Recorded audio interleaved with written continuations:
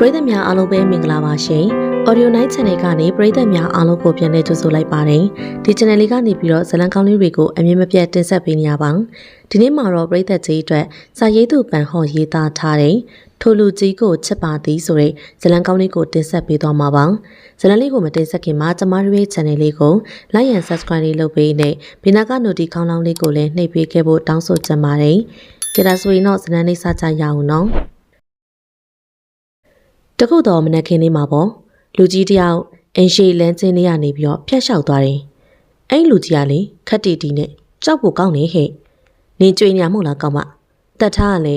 ပိုးဘက်ကြီးကိုမေးလိုက်တယ်။မကြွေပါဘူးတတ်ထားရဲ့။ငါကြောင်းဆက်တက်ရအောင်မေးလေ။အဲ့ဒါတွေမစင်းစားနိုင်သေးပါဘူးဟဲ့။ကောင်းနေပိုးရေ။ကဲတို့ကြောင်းသွားကြမေးလေ။ကြောင်းဆိုပေမဲ့တက္ကသိုလ်နောက်ဆုံးနှစ်ပင်ကျောင်းသို့ရောက်တဲ့အခါပိုးတယောက်အခန်းထဲကိုလည်းဝင်ထိုင်လိုက်ပြီးတော့စာရီလေးပြန်ချက်နေပါဦးတယ်။ကျောင်းတက်ခေါင်းလောင်တီးတဲ့အခါကျောင်းသူကျောင်းသားအားလုံးကလည်းအခန်းထဲမှာတော့စုံနေစွာနဲ့ရောက်လာကြကုန်ပြီ။ပိုးတယောက်ပြတင်းပေါက်နားမှာလည်းထိုင်တည်ဖြစ်၍အခန်းကိုလည်းလာနေကြတာကိုလည်းလှမ်းပြီးတော့မြင်နေရတယ်။ပိုးဟာ19နှစ်အရွယ်မိမငယ်လေးတယောက်ဖြစ်ပေမဲ့ဘော်ဒီကောက်ကျောင်းက16နှစ်အရွယ်ကလေးလိုပဲ။တေးသေးတွေလေးကျောင်းကကောင်လေးတွေကလည်းကလေးမဆိုပြီးတော့ခဏနဲ့စကြနောက်ကြတယ်။တပတ်မှာတော့ခေါင်းဆိုတဲ့အမျိုးသားတဦးရှမ်းပြည်နယ်တောင်ကြီးမြို့မှာစိုက်ကင်းမျိုးစုံနဲ့ပိုင်ထားတဲ့အသက်32နှစ်အရွယ်လူပြိုကြီးတဦးပင်ဖြစ်တယ်။ရုပ်ရည်လည်းအယံမှမချောပေမဲ့အရက်က6ပေရှိပြီးတော့ဘော်ဒီတောင်နဲ့စစ်ဘက်ရှိတဲ့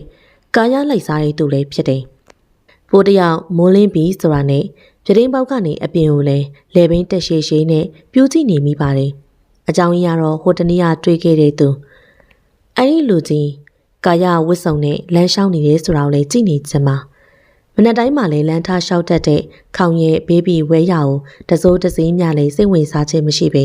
တယောက်တော့သူကြည့်နေရဲဆိုတာကိုလည်းသတိမထားမိပေအဲ့ဒီလူကြီးကလေအသားညွညွနဲ့တိတ်ချစ်ဖို့ကောင်းတာပဲ။ तू ကမန္တလေးမြို့ရပဲလားမသိဘူးနော်။တထောင်ငါသိချင်လိုက်တာမိဖို့ပြောတော့စိတ်ဝင်စားသေးပါဘူးဆိုအခုတော့9ယောက်ခရေကပြောနေတာအခုထိကိုမပြီးနိုင်သေးဘူး။ရဆောင်လေးထိုးကနဲ့တငယ်ချင်းမကိုလည်းကြည်စဲလိုက်တော့ငါကသိကြုံလေးပါတထိုင်လက်နဲ့ပါဇက်ကလေးကိုလည်းအုပ်ကချစ်ဆက်ပွဲအမှုအရာနဲ့ပြန်ပြောတတ်တဲ့သူမလေးပိုးနေဟာလေအရင်ချစ်ဖို့ကောင်းတာပဲသိလားငါသာယောက်ျားလေးဆိုရင်နှင်းကိုကြိုက်မှာကိုငချင်ကိုပြန်ချင်းနေပြန်มาပြီနော်တထောင်နေရလေငါတကယ်ပြောနေတာဟာအေးပါထားပါတော့အခုစားလို့ကြမယ်သမီးရေပိုးလေမမေစီသွားလိုက်အောင်မယ်နော်ပိုးမမေတော့ခတ်တာယောက်ျားဆုံးပြီးကြတဲ့သမီးလေးကိုလည်းပို့ပြီးတော့အလိုလိုက်ပို့ပြီးတော့လည်းချက်ပေးထားတယ်စင်းရဲတယ်လည်းမဟုတ်ချမ်းသာသည်လည်းမဟုတ်လမ်းထိပ်နားမှာလည်းမိသားစုပိုင်စားတောက်ဆိုင်လေးတစ်ဆိုင်ရှိတယ်စနေနေ့မို့လို့မမေအိမ်မှာရှိနေကြမှာတိုးခိုင်တောင်ကြီးပြန်မယ်မနဲ့ဟုတ်ကဲ့ဆရာတောင်ကြီးနဲ့မန္တလေးကိုလည်းအလုပ်ကိစ္စရှိရတာလာခြင်းဖြစ်တယ်ဆရာကျွန်တော်တို့တောင်ဘက်ခြံကိုသွားရအောင်မယ်နော်တက်တော်သီးတွေပိုးတော်လေးကြနေတယ်တဲ့ဟေးဟုတ်လားတေချာကယူးစိုက်ကြအောင်လားကွာအခုချင်းသွားမယ်ဟုတ်ကဲ့ဆရာ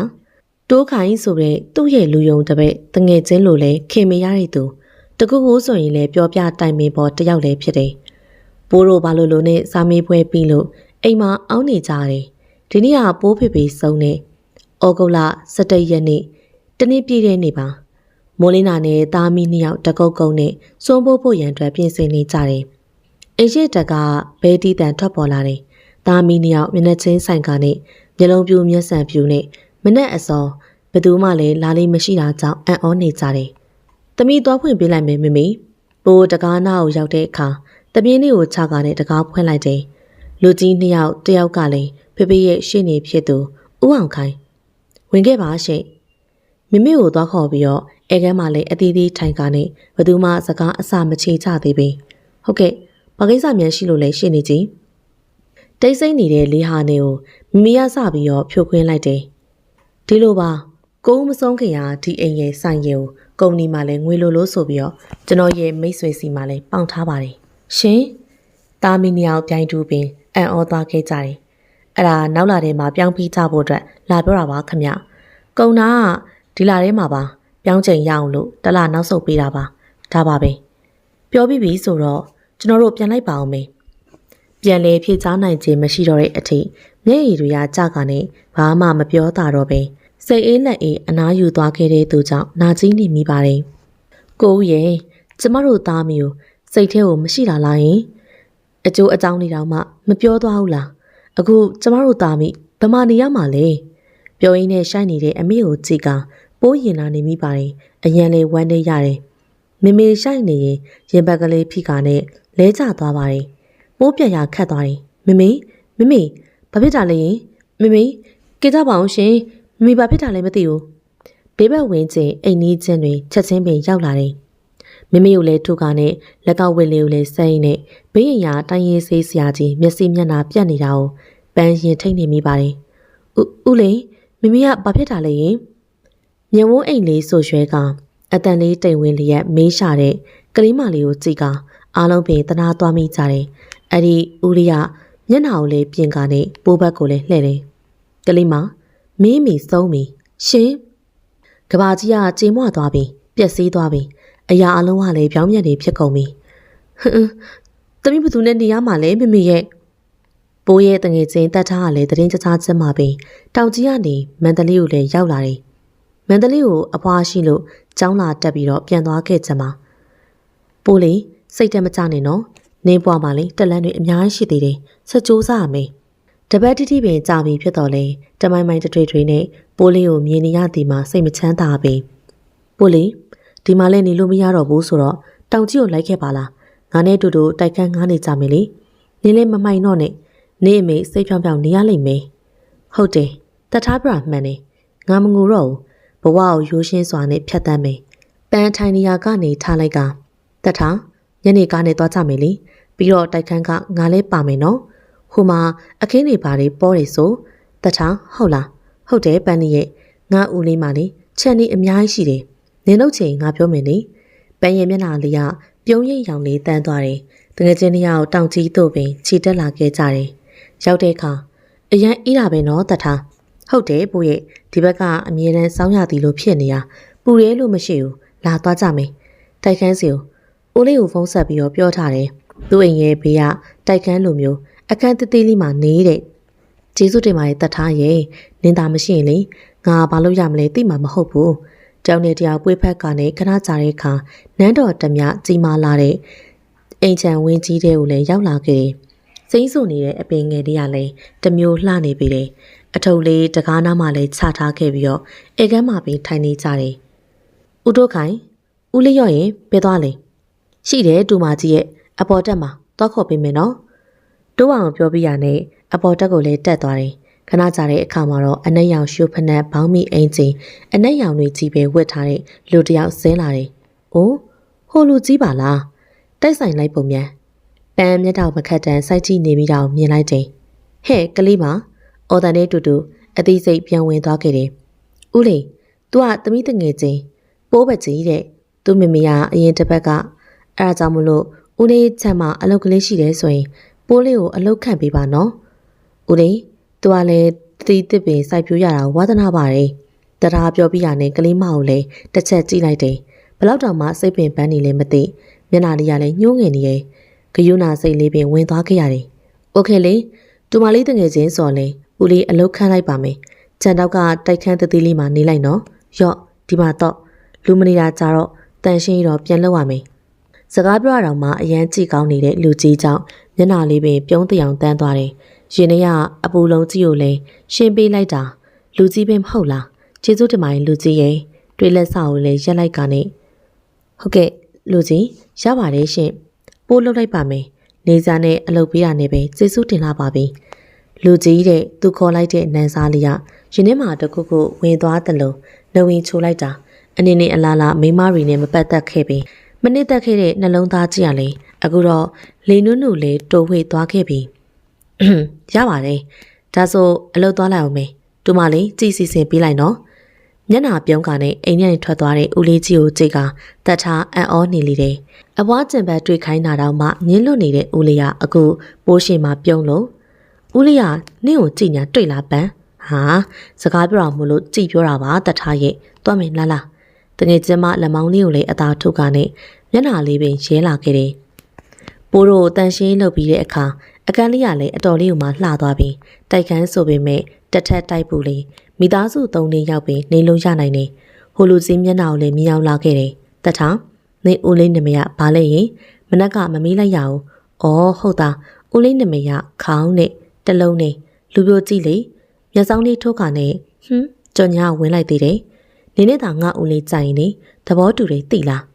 နေကြောင်ငါအကုန်သိနေဆိုတော့လေတထားရဲ့လက်မောင်းလေးကိုလည်းထုလိုက်လေတယ်ပန်းရိုက်မျက်နှာလေးကလည်းစတော်ဘယ်ရီသီးနည်းလိုမျိုးနီးရဲနေရဲ့ပိုညနေလဲစောင်းပြီးငါပြန်ရတော့မယ်တော့ကြမေမေကဆူလိုက်မယ်နောက်ကြလို့ပိုးကလည်းမျက်လုံးလေးပြူးကနဲ့ကြောက်စိတ်တွေပင်ဝင်လာခဲ့တယ်ဒီမှာငါနဲ့အတူတူမနေဘူးလားတထားရဲ့မင်းနဲ့ငယ်လေးနဲ့ပြန်ပြောလာခဲ့တဲ့ပိုးကြောင့်လည်းတထားတနာရပြန်တယ်ပိုးရဲ့နေလို့ရမလားလို့မေမေကတတ်မှာပေါ့ဟဲ့ဦးလေးကစိတ်ချပါတယ်နေမကြောက်နဲ့နော်ငါဦးလေးကဖေမိမနဲ့မှပတ်သက်ဖူတာမဟုတ်ဘူးပိုးရဲ့တချို့ဆိုရင်အပုံးကြီးလို့တော့မှပြောကြတာလူကြီးရဲ့မျက်နှာကိုမြင်အောင်ကပြုံးစီစီနဲ့ဖြစ်သွားတယ်အဲဒါဆိုလေတတာနော်တထားမနေ့ပြန်ကြရင်လေလာခဲ့အောင်နော်စောင့်နေမေတထားပြန်သွားတာနဲ့လူကြီးအိမ်ကူအတော်ကြီးစီကိုလည်းခွင့်တောင်းတာမိဖို့ကြောင့်လေးကိုလည်းချက်ပြုတ်နေလိတယ်ဝရဏအောက်သို့ကားအနက်ကလေးတစ်စီးထိုးဝင်လာခဲ့တယ်အဲ့ဒီကားပေါ်ကဆင်းလာခဲ့တဲ့သူကဦးခေါင်ငွေးလိုက်တာအတော်ကြီးဘာတွေချက်ညာလဲဗျအနက်နေရင်ဆွဲဆောင်မှုရှိနေရဲ့ဟာဘိုက်တောင်စားလာပြီပြောရင်းနဲ့မိဖို့ဘက်ကိုလည်းဝင်လိုက်တာနဲ့ဂျေဂျေဝမ်းဆက်ကလေးနဲ့စပင်းပကုံးလောက်ကလေးကိုလည်းမြောက်နေအောင်လို့စီးထားလိုက်တဲ့သူမလေးသူပြောတာကိုပင်ကြားမယ်မထင်လက်ရွက်မှာလည်းနှစ်ချက်လေးတက်ကတချင်းလေးညီးပြီးတော့ချက်ပြုတ်နေတဲ့သူမလေးအတန်ကြားမှနှစ်ချက်ကလေးဖြုတ်ကနဲ့နောက်ကိုလှည့်ကြည့်လိုက်တဲ့အခါခေါင်းဆောင်ကနဲ့ကြည့်နေတဲ့လူကြီးကြောင့်လည်းလမ်းပြန်သွားတယ်အမလမ်းပြီးကမှတတိယကဟိုလေလူကြီးပန်ပိုက်စာလို့လာချက်တာပါမစူပါနဲ့နော်မျက်ရည်လေးကနဲ့ပြောလာခဲ့တဲ့သူမလေးကြောင့်ဘယင်မကိုငယ်ကျုံကခါစားနေလို့ဒူးထောက်ကနဲ့ပြစ်ချခြင်းမိသွားတယ်ပိုကောင်းလေးကိုလည်းလက်နဲ့အသာပုတ်ကနဲ့မစူပါဘူးကွာဟင်းနဲ့မွေးလို့ကိုပိုက်စာလာကြည့်ရပါ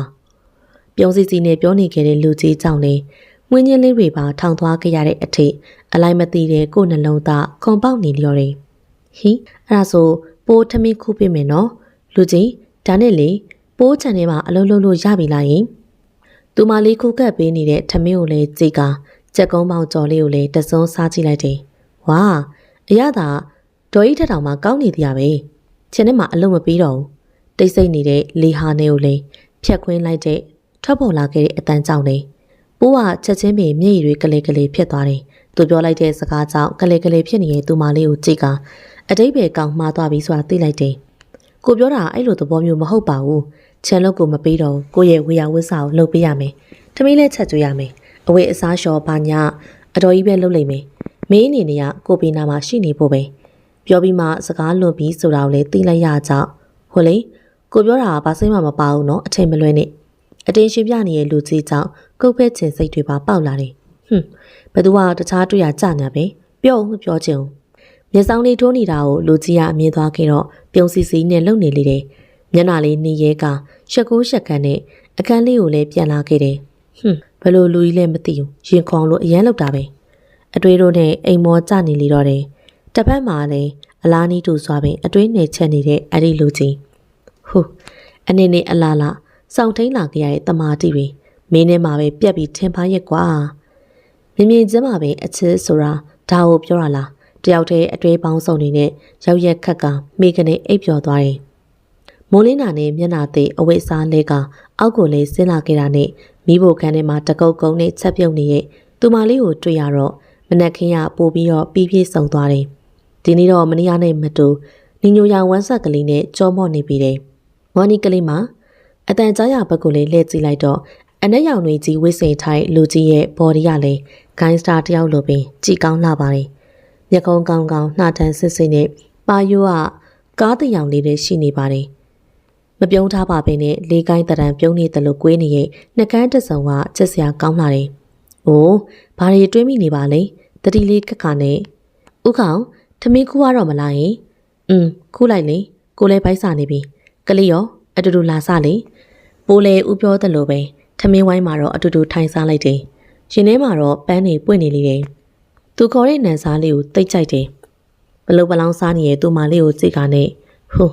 ရင်ထဲမှာလည်းထွေးပွေထားချင်မိတဲ့ကလေးရာနှကန်းလေးထော်ကနဲ့စားတောက်နေတဲ့ကလေးမကြောင့်ထမင်းစားမဝင်နိုင်အောင်လို့ရင်တွေခုန်လွန်းလို့အမြန်စားကနဲ့အလုပ်ကိုပင်သွားရတော့မယ်ကြနေတော့မထိန်နိုင်မှလေးစိုးရတယ်ဥထွက်သွားတော့မျက်လုံးလေးရပြိုးကနဲ့ကြံနေခဲ့တဲ့သူပိုးဘက်ချင်းငါနင်းကန်စားနေလို့မြန်လား तू ကအတန်းကြိုက်လို့များလားကိုပြန်ကြည့်ကနဲ့ငါလေးတတ်ပါတယ်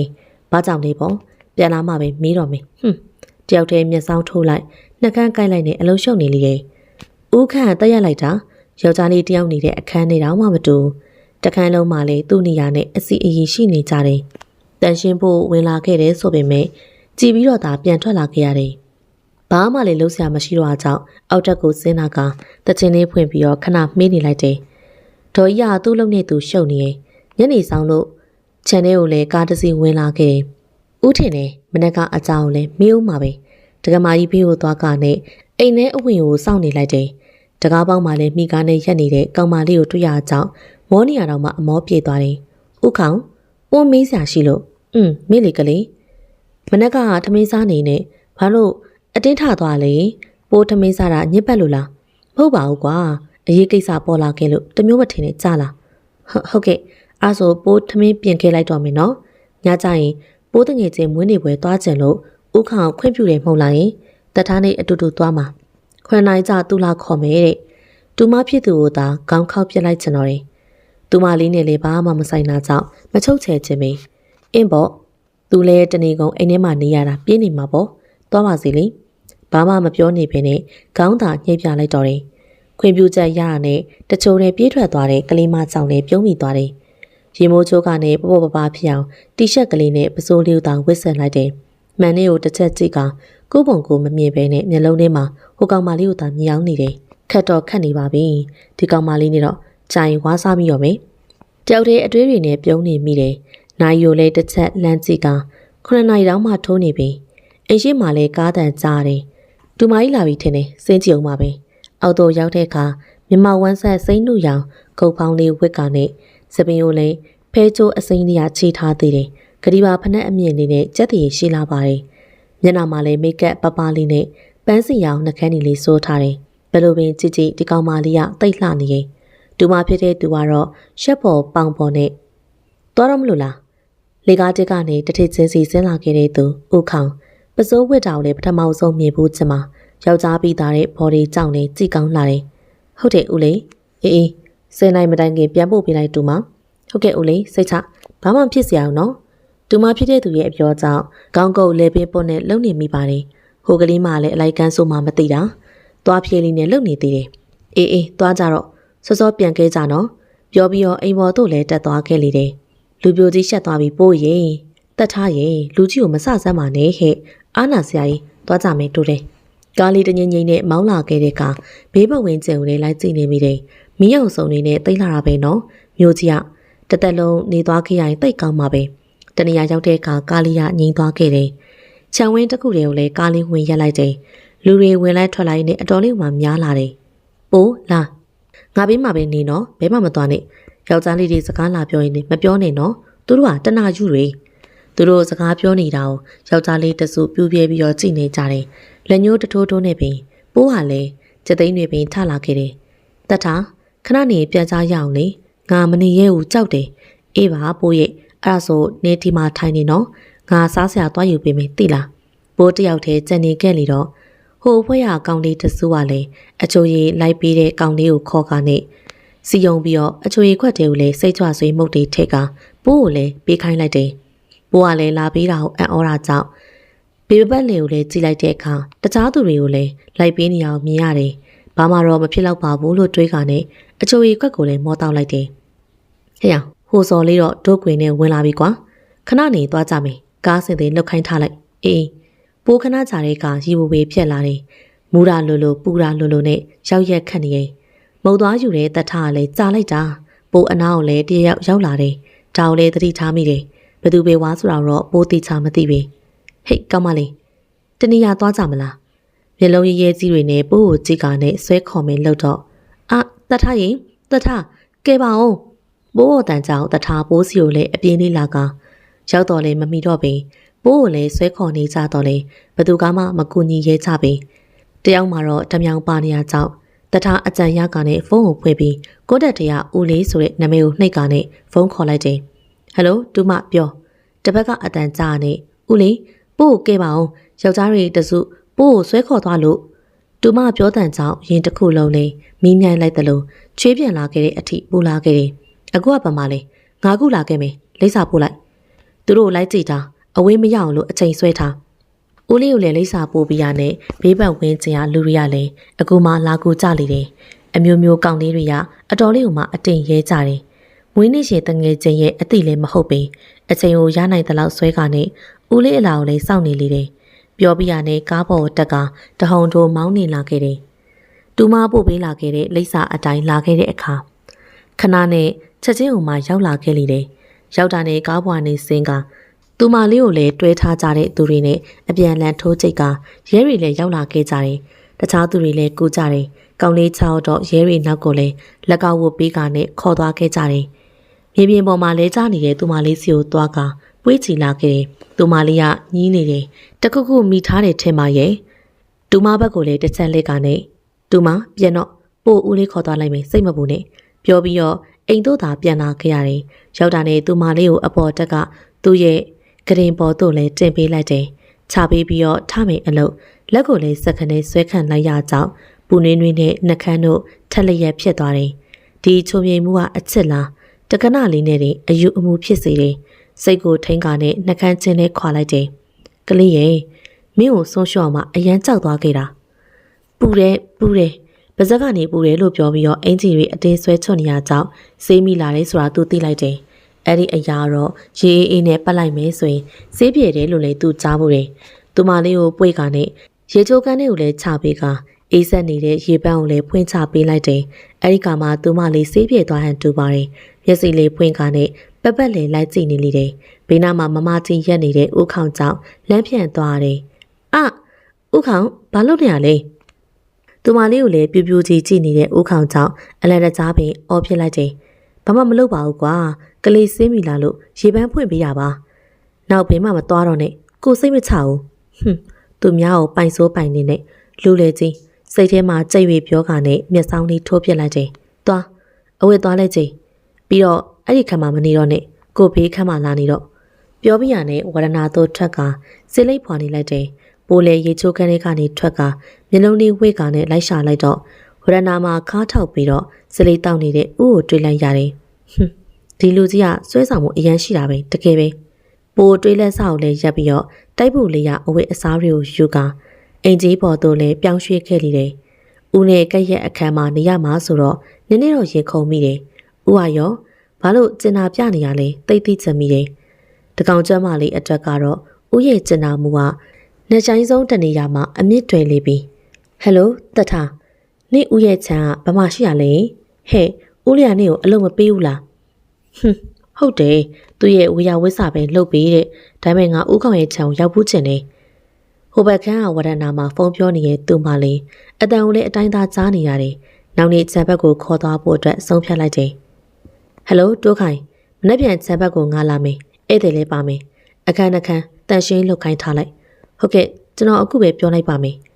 တောင်ကြီးမှာပဲဆိုပေမဲ့မြို့ထဲနေနေလေးအလန်းဝေးတယ်ချမ်းအများစုနေရာမှာတော့အိမ်တလုံးကိုလည်းစောက်ထားတယ်ညအိလာတဲ့ခါကျနေဖို့ရန်အတွက်ပင်ဘိုးကအခန်းဘက်ကိုလည်းခြေဦးလှည့်ကနဲ့အပြင်ကတကားခောက်တန်ကြောင့်ပိုးညအိဝစ်စုံပေါင်နေလောက်ကလေးနဲ့တကားသွားဖွင့်ပေးတယ်တကားဖွင့်လိုက်တာနဲ့အခန်းရှိမှလည်းနေရန်ကိုလက်ထောက်ကကြည့်နေတဲ့လူကြီးဥခေါင်ဘာပြောဖို့လဲရင်ပိုးအိတ်နေပြီဟာအိတ်နေပြီလဲပြောသေးရဲ့တကားလောက်ဖွင့်ပြီးတော့ပြောနေတဲ့ကောင်မလေးကိုခေါင်းလေးသာထုတ်ပလိုက်ချင်တော့တယ်ဘလို့ကောင်မလေးပါလေကွာထလာပြီးအိတ်နေပြီလို့လာပြောနေသေးတယ်ရည်ကျင်တဲ့စိတ်မနေဦးမှထိန်ကနဲ့အဓိကအကြောင်းအရာကိုသာပြောလိုက်တော့တယ်မနေ့ပြန်ချမ်းဘက်ကိုသွားမလို့ကလေးလိုက်မလားချက်ချင်းဆိုသလိုမြဝန်းအိမ်လေးရာတောက်ပါသွားတယ်သူမလေးဘလောက်တောင်မှသွားချင်နေလဲဆိုတာမြဝန်းကနေတဆင့်သိနိုင်ပါတယ်လိုက်မယ်နေချင်းပြန်လာရင်ဦးသွား32ချောင်းလုံးပေါ်အောင်လို့ထီကိုမှရေးပြလိုက်ကခုံပေါက်နေလေရဲ့တပတ်လောက်ကြာမယ်ဟိုမှာနေရမှာအဝဲစားအလုံးလောက်ထက်လာခဲ့ကလေးပြောပြရတဲ့အခန်းထဲဝင်သွားခဲ့တဲ့လူကြီးရဲ့နောက်ကျောဘက်ကိုလည်းလိုက်ကြည့်ကဒီလူကြီးဟာယောက်ျားအရန်ပီတာတာပဲမနေ့ပြန်သွားဖို့အတွက်အဝဲစားတွေကိုထုတ်ပိုးနေလေတယ်ထုတ်ပိုးပြီးတဲ့အခါကလေးပေါ်မှာလှဲချကအ အတွင်းလေးတွေကလည်းပြေးရှံနေလျက်ဘလို့ပင်အိပ်ဖြော်သွားမှမသိညနှိုးဆက်လုပ်ပေးထားတဲ့ဖုန်းလေးရလဲမနက်6 နာရီထိုးရနဲ့ထားအော်လေးရဲ့ပို့အိတ်သာအိတ်နေရတဲ့စိတ်ကတော့ခြံဟိုပင်ရောက်နေရဲ့နှိုးဆက်မိတန်ကြောင့်လေထားကနဲ့ရေမိုးချိုးပြီးပြင်ဆင်လိုက်တယ်သူမပြီးရနဲ့ဦးကိုနှိုးဖို့ရန်အတွက်အခန်းရှိကိုလေခြေလေးဖွားဖွားလေးနင်းကနဲ့ရှောက်သွားတယ်တကားခောက်တော့လဲအခန်းတကားမပွင့်လာပင်ဒါကြောင့်အခန်းတကားဖွင့်ပြီးတော့ဝင်လိုက်တယ်အခန်းထဲမှာဦးမရှိဘူးအခန်းထဲကထွက်ကနဲ့လေကားတစ်ကိုရောက်တဲ့အထိလေဟိုကျိတ်တီကြီးနဲ့ဥခေါင်လည်းရှာနေမိတယ်ဟိတ်ဘာရှာနေရလဲအတန်လာရောက်လဲကြည့်လိုက်တဲ့အခါအေကန်ထဲမှာတကူလုံးအနက်ရောင်ဝတ်ထားတဲ့မိမိကြီးထိုင်ပြီးတော့စလိမ့်ပွားနေတဲ့အဲ့လူကြီးကိုလည်းမြင်လိုက်ရတယ်ဦးရဲ့တနေ့ထက်တနေ့ဒီအမူအရာတွေနဲ့ပဲလှုပ်မရအောင်လို့ချုံနေရလာရင်နှလုံးသားလေးကလည်းဥပတ်ကိုပါနေပြီနော်ပြုံးစည်းစည်းနဲ့ပြေးဆင်းလာခဲ့တဲ့ကလေးမလေးကြောင့်ချော်လဲရင်ခတ်ပြီးတော့မယ်ဦးရဲ့မျက်နှာချင်းဆိုင်မှာလည်းဝင်းထိုင်ကပိုးပြီးပြီဦးသွားရအောင်လေဟုတ်ပါပြီကွာသွားကြမယ်ဒေါ်ကြီးရေကျွန်တော်တို့သွားပြီနော်အေးသားလေးဒီကောင်မလေးကိုတော်တော်လေးကိုမှအလိုလိုက်နေရပဲဘဲဘင်းကလေးမအနာကိုကတ်မခံနဲ့ကောင်းလေးရဒီကလေးမကြမှာပဲစိတ်တွေပူနေလိုက်တာမြန်မျက်နှာကြည့်ုံနဲ့သိနိုင်တယ်ကားလေးတရွေ့ရွေ့နဲ့မောင်းနေလာခဲ့တဲ့အခါတဖြည်းဖြည်းနဲ့တောင်တွေကြားထဲကိုပင်ရောက်လာတယ်ကားလေးထဲမှာတော့တိတ်ဆိတ်လျက်ရှိနေရင်တောင်ကြားထဲကိုရောက်တာနဲ့အေးစားပြုတ်လာပြီးကျသိန်းတို့ပင်ထားကလက်ပြက်ကောင်ဝင်တွေဝစ်ခဲ့မိလို့နောင်တပင်ရတယ်ဘေးကိုကြည့်လိုက်တော့လက်ကလေးပိုက်ကနဲ့ငိမ့်နေတဲ့ကလေးမလေးကိုလည်းကြည့်ကချမ်းနေရန်တူပါတယ်တိတ်ဆိတ်မို့လည်းဖြိုခွင်းလိုက်တဲ့သူကဥခေါင်ကလေးချမ်းလို့လားရှင်ဟုတ်နည်းနည်းလေးအေးလာလို့ဟိုမှာတော်တော်အေးလာဥခေါင်အေးတာပေါ့ကွာညနေတောင်မှကြာနေရအခုချိန်ဆိုရင်နင်းဆိုတဲ့အတန်ကိုကြားတာနဲ့မျက်လုံးလေးဝိုင်းဆက်ကဟဲဟုတ်လားပျော်စရာကြီးပေါ့နော်ဟင်ကျေးဇူးပါနော်ဥခေါ်လာပြီလို့လေတနေရာအရောက်မှာတော့ကားခဏရက်ကနဲ့ကလေးရော့ကိုအနှွေးတယ်ဝတ်ထားလိုက်အနှွေးတယ်တစ်ထဲမှမြူလာခဲ့ဦးမို့လားမအေးလာဘူးထင်လို့တစ်ထဲမှယူမလာခဲ့ဦးမျက်နှာလေးပြောင်တီးပြောင်ဆက်လေးလောက်ကနဲ့ပြန်ဖြစ်နေတဲ့ပုံကစိတ်ထဲမှာမယိုမရွပင်ဖြစ်စေတယ်ကလေးကားလေးခဏလောက်ထိကြောင်လို့မောင်းပြီးတဲ့အခါခြံဝင်းကြီးတစ်ခုကိုလည်းဝင်သွားခဲ့တယ်အိမ်ကြီးကဟီးထနေရပဲတခါတလေမှလာနေတာဟုတ်ဘူးလားပဲသူမလေးမသိသေးတာဦးခေါင်ရဲ့အဖွားအဖေအမေတို့ကဒီမှာနေကြမှာအတွဲလေးတွေကရောရှက်ကာနဲ့ကားရက်လိုက်တော့အိမ်ကြီးကကောင်မလေး3 ယောက်အပြေးလေးရောက်လာတယ်အိမ်နဲ့ဝင်လိုက်တာနဲ့ဈေးကြုံနေတဲ့သူကအသက်ကြီးကြီးအဖွားတစ်ယောက်ဟဲ့တော့ခင်မောင်ကြီးနေ့သားချွေးမလေးခေါ်လာတဲ့တော့ရေအဲ့ဒီအဖွားអော်လိုက်တာနဲ့အိမ်လေးကအတော်အရွယ်တစ်ယောက်ဦးလေးအရွယ်တစ်ယောက်ပြေးလာတယ်ချွေးမဆိုတဲ့စကားကြောင့်လေပိုမျက်နှာလေးကစတော်ဘယ်ရီတီးလေးလိုနှီးရဲသွားတယ်နောက်မှပြေးလာတဲ့သူကဦးကောင်ရဲ့မျက်နှာကြီးရဲလို့အဖွားဟော်ရီလျှောက်ပြောနေရလေဗျပိုးဘက်ကိုလှည့်ကနဲ့ကလေးပိုးဘက်ကြီးဒါကိုယ့်ရဲ့အဖွားဒါကိုယ့်ရဲ့အဖေနဲ့အမေပြုံပြုံကြီးနဲ့ကြည်နေကြတာကြောင့်ဟိုကောင်မလေး3 ယောက်ပြတဲ့အခန်းကိုလည်းအမြန်ဝင်သွားကြတယ်ကြကြနေမင်္ဂလာပွဲပါဖြစ်တော့မယ်ပုံဟာရှက်လိုက်တာကလေးပေါ်မှာလည်းမှောက်ရက်ကလေးနေကနဲ့ကားစီးတာလေးပြင်ပန်းလို့ထင်ပါတယ်တက္ကနာလေးအတွင်းမှာပင်အိပ်ပျော်သွားခဲ့တယ်လေးလေတနာရီပင်ထိုးနေပြီအခန်းထဲကိုလည်းဝင်သွားခဲ့တဲ့ကလေးမအခုတည်းတည်းပြန်ထွက်မလာသေးပြီသူမလေးရှက်နေရဲ့ထင်ပါရဲ့ထမင်းစားဖို့ရန်အတွက်ခေါ်ဖို့ရန်လဲသူမလေးအခန်းရှိကိုရောက်လာခဲ့တော့အပြင်ကတကားခောက်တန်းကြောင့်နိုးသွားခဲ့ရတယ်တကားလာဖွင့်တဲ့သူမရဲ့ပုံစံစပင်ဖွာကျဲနေပြီးတော့မျက်လုံးကလည်းတစ်ဖက်မှိတ်ရက်လေးပင်ရေလည်းမချိုးဝသေးပုံရင်ဟိတ်ကလေးမနာနာကိုကက်ကနဲ့အော်လိုက်တာကြောင့်လေမျက်လုံးလေးပင်ပြူးသွားခဲ့ရတယ်အဲဒီကမှတကားခောက်တာခောက်မှန်းသိလိုက်တယ်ရေမချိုးလားကလေးသွားချိုးတော့လေပြီးရင်ထမင်းစားကြမယ်ပြီးရင်တနေ့ရောက်လိုက်ဖို့ပေးမယ်တက်ကြွသွားလိုက်ပုံကခုနကနဲ့တယောက်စီလိုပင်လလားမှလည်းမတူပင်ဟုတ်ဦးခေါင်အခုချိုးပြီပြောလဲပြောရီလဲရှိကာနဲ့ရေချိုးကန်းတွေကိုလည်းပြေးဝင်သွားလေတယ်ဝင်ဝင်ချင်းမှပင်ပြရခတ်နေရကြောင်းရှေခောက်သွားတယ်ရေချိုးကန်းတွေကသူမရဲ့အော်တန်ကြောင့်လည်းစိတ်ပူသွားကချက်ချင်းပင်ရေချိုးကန်းတွေကိုဘလို့ရောက်သွားမှမသိကျမ်းမြေမှာလည်းကွကွေးလေးခြေထောက်လေးကိုဖိကာနဲ့မျက်နှာလေးမဲ့နေတဲ့သူမလေးလာထကိုထူပေးမယ်ဖြစ်ဖြစ်ထသူမလေးကိုလည်းထိုးလိုက်ကရေစင်ပေါ်တို့လည်းပွေ့တင်ပေးလိုက်တယ်။နှစ်ယောက်သားမျက်နှာချင်းဆိုင်ဖြစ်သွားကတိတ်ဆိတ်နေတဲ့အခန်းထဲမှာတော့ရင်ခုန်တန်တွေကကျိန်လောင်းနေရင်ဘသူစီရလဲစွာမသိပေမဲ့မျက်နှာတွေကလည်းခင်းချစ်သေးလို့ရဲနေကြတယ်။ခေါင်စိတ်တွေမထိန်နိုင်တော့ပါပြူစားခံလိုက်ရသလိုရေငတ်သလိုလိုဗိုက်စားသလိုလိုနဲ့အတော်လေးကိုမှနေရခတ်နေရင် ကလေး sorry ပါကွာပြောပြရနဲ့ပကုံးနှစ်ဖက်ကိုလည်းကင်ကနှကန်းပူပူလေးစီကိုလည်းဖိနှမ်းလိုက်လေတယ်ဘယ်လိုမျိုးပါလဲချိုးတယ်နူးညံ့တယ်နှကန်းမှာပျော်ဝင်သွားတယ်တကြားလုံးလေးလိုမျိုးချိုမြိန်လိုက်တောင်အနန္တို့ကလူကိုရင်မိုးစေတယ်အာမရလို့အောင်နှကန်းလေးကိုလည်းဖိကိုက်လိုက်မိတယ်ဘာလို့ကိုက်တာလဲ sorry ကလေးကိုစိတ်လွတ်သွားလို့ sorry ပါကွာပြောပြီးတော့အပြင်သို့သာအမြန်ထွက်လာခဲ့လိုက်တယ်သူမလေးစိတ်မဆိုးပါစေနဲ့လို့သာဆူတောင်းနေရမယ်ဘယ်လိုလူမှမသိဘူးသူမြောက်နမ်းပြီးတော့မသိချောင်ဆောင်သွားလူကွာဆိုင်ဘိုးတော်ကြီးတယောက်တည်းပြောဆိုနေလိုက်ပုံကဟိုအမြန်ကြိုင်ထားရိုက်ချက်စရာခြေလေးထောနေနဲ့လေကားကနေဆင်းလာခဲ့လေတယ်နှကန်းလေးကိုလည်းစူပုတ်ထားသေးတယ်သူသိလိုက်ပါပြီစိတ်ဆိုးနေပြီဆိုတာမြင်လို့ရီးပြပြန်တော့လေမျက်စောင်းဟာထိုးသွားသေးခေါင်မေ့မို့လို့တွားဆရဲတယ်အခုတော့ငရဲကြတယ်လို့ဖြစ်နေပြီမဟုတ်လားကိုလည်းတနာမိတယ်သူမုံမအောင်လည်းကြောက်နေမိတယ်သူမလေးထမင်းစပွဲကိုလည်းဝင်ထိုင်လိုက်တာနဲ့ခေါင်မသိမသာလေးအနောက်လည်းတိုးကပ်လိုက်တယ်ပြန်ရလိုက်ကြတော့သူမလေးရဲ့မျက်စောင်းပင်ငါတော့ပြားကြတော့မလားမသိဘူးစကားပြောဖို့ရန်အတွက်အတန်အယုံဆုံးညှိနေရတယ်ဘေးနာအဖွားတို့ကလည်းပြူးကြီးတွေနဲ့ကြည်နေကြတယ်အဖွားထမင်းစလေးအမေရောထမင်းစလေးဘာလို့ကျွန်တော်ကြည်နေကြလဲအဖေကတော့ခြံထဲကိုသွားကြည့်တယ်ပိုးကတော့ခေါင်းပင်မဖော်ပဲထမင်းသာငုံစားနေရင်ပိုးပကြီးထမင်းစားပြီးရင်ခြံထဲကိုလိုက်ပြမယ်ခြေလောက်ရောတက်တာလားနမေခေါ်ရာအစသတိထားနေရတယ်အဖွားတို့ကစားနောက်နေကြတော့သူမလေးကိုလည်းရှက်နေမှစိုးရတယ်စားတော့ပြီးတော့စိုက်ကယ်လေးထုတ်ကနေတက်လေဘာကြောင့်ကြည့်ညာလဲခုနကကြတော့ तू မဟုတ်တယ်လို့ပဲမျက်စောင်းကိုသာအချိန်ချင်းထိုးနေမိပါရင်ဘောင်းမီအပွားပန်းရောင်လေးကိုဝတ်ထားတာကြောင့်ကာယတာခွပြီးတော့တက်လိုက်တယ်ဖတ်တာပြုတ်ကြမယ်မဖတ်ဘူးဆိုပြီးတော့ပေးနေကပြောပြရတဲ့စက္ကနဲ့မောင်းထွက်သွားကြောင်းလက်ကသူ့ရဲ့ဘိုက်တောင်မှာရောက်နေပြီ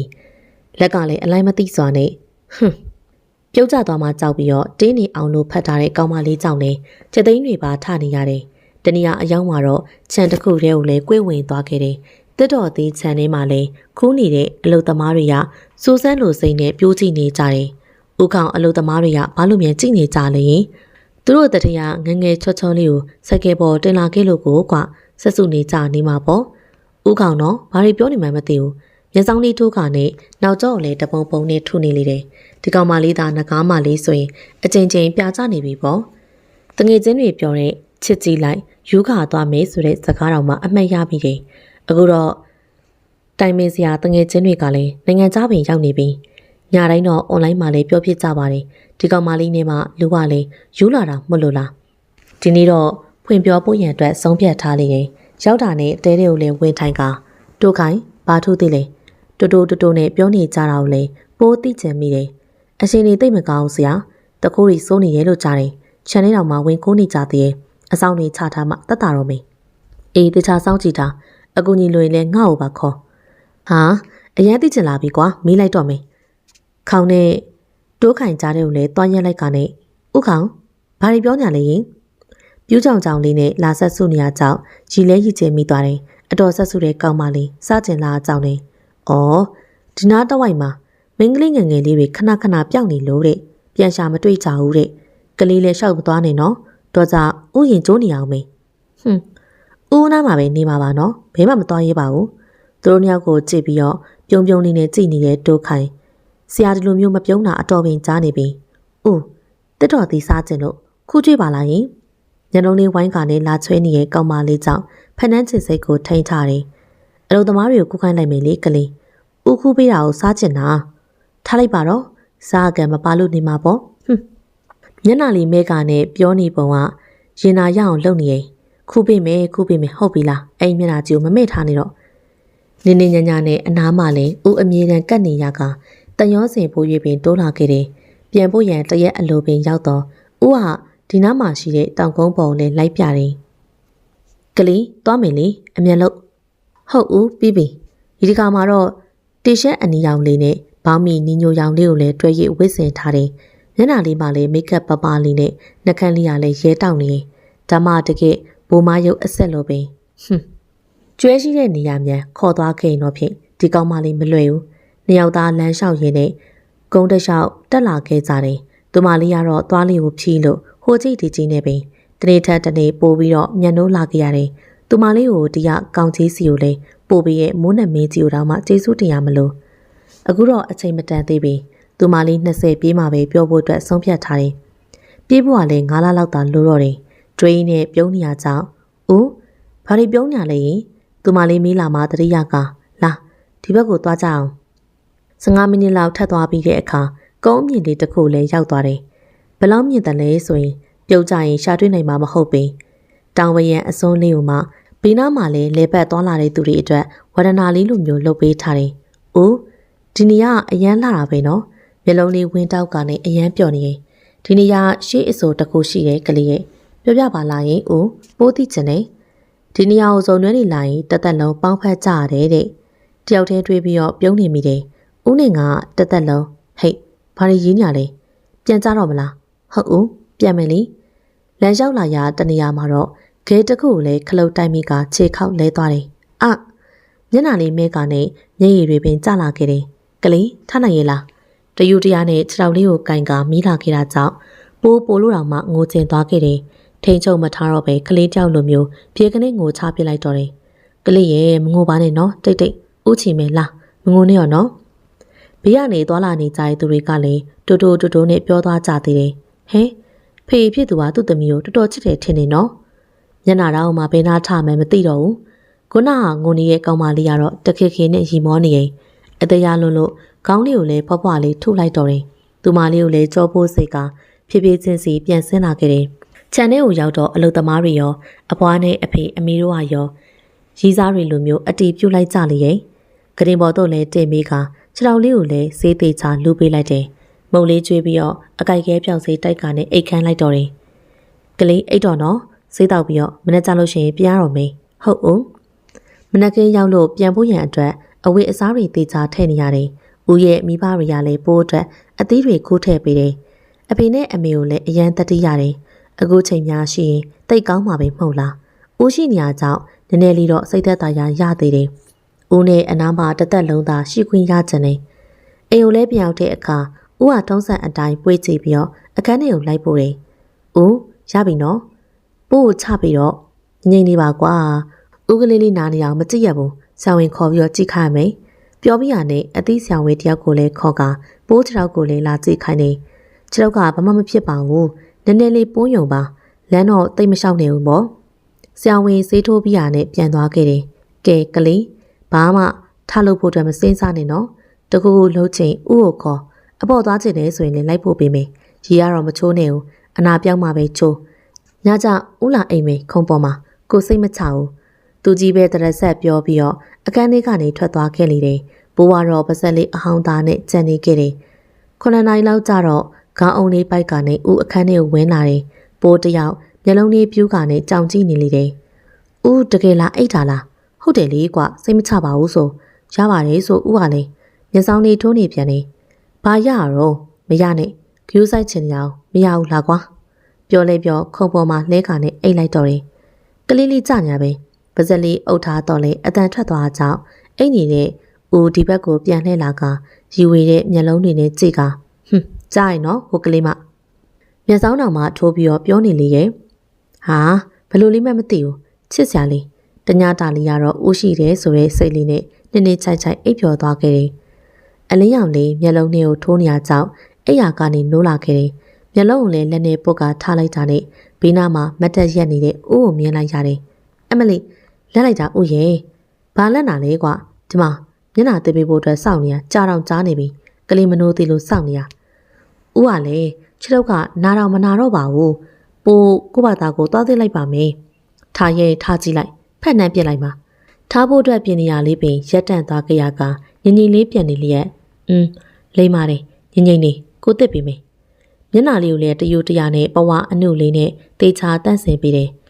အဖေလိုတစ်မျိုးအမေလိုတစ်မျိုးဂယူးဆိုင်လွန်နဲ့ဒီဦးရဲ့အချစ်ချော့ခွင့်ရနေပြီးတော့ရုံထွက်ဖို့ရန်အတွက်မဖြစ်နိုင်တော့ဘူးထင်ပါရဲ့တမင်ပြိုလေးရလေပျော်ပျော်ကြီးကိုမှအမိခံလိုက်ပါတော့မယ်ပိုးအတွေးလေးနဲ့ကြည်နူးရကဦးရဲ့ဂယူးဆိုင်မှုတွေကိုလည်းတယောက်သေးတာအပိုင်လိုချင်တော့တယ်မျက်နှာတစ်ပေးပြီးတဲ့အခါသူကိုယ်တိုင်ကလည်းရေချိုးကန်တွေကိုပွေကာနဲ့လိုက်ဖို့ပေးတယ်အပေါ်ပါညာသွားဖို့အတွက်တဲ့ဒီလောက်ထိဂယူးဆိုင်တက်တဲ့ယောက်ျားကိုဘယ်မိန်းကလေးကတင်းခံနိုင်တော့မှလဲ ကိုယ်တိုင်လုပ်မယ်လို့လည်းမပြောရတာကြောင့်သူပြူသက်မြနုနေရတယ်အားလုံးပြီးတဲ့အခါကရင်ပေါ်တော့လည်းပြန်တင်ပေးပြီးတော့အောက်ထက်ကိုလည်းဆင်းသွားလိမ့်ရင်အခုမှပဲအသက်ဝဝရှူလို့ရရတယ်သူ့ကိုကြောက်နေရနေဦးမလာခင်အညောင်လေးဆက်လိုက်အောင်ပါပဲ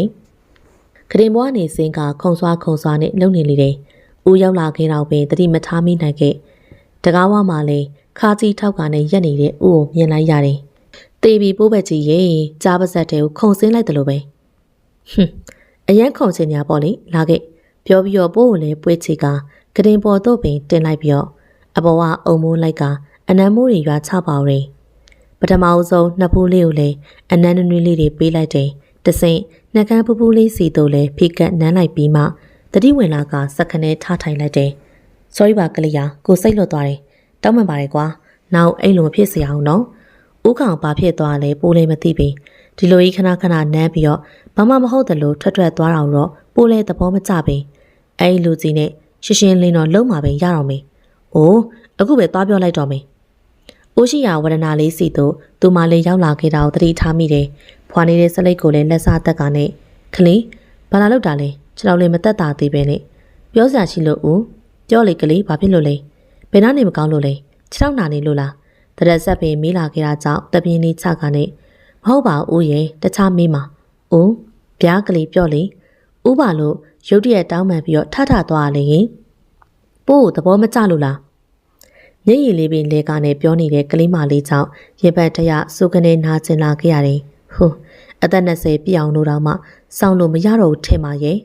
မပြောပြန်ရင်လည်းသူမလေးကမုံသွားမှစိုးရင်ရသေးတယ်အမုန်းတော့မခံနိုင်ဘူးပြောလိုက်တော့မယ်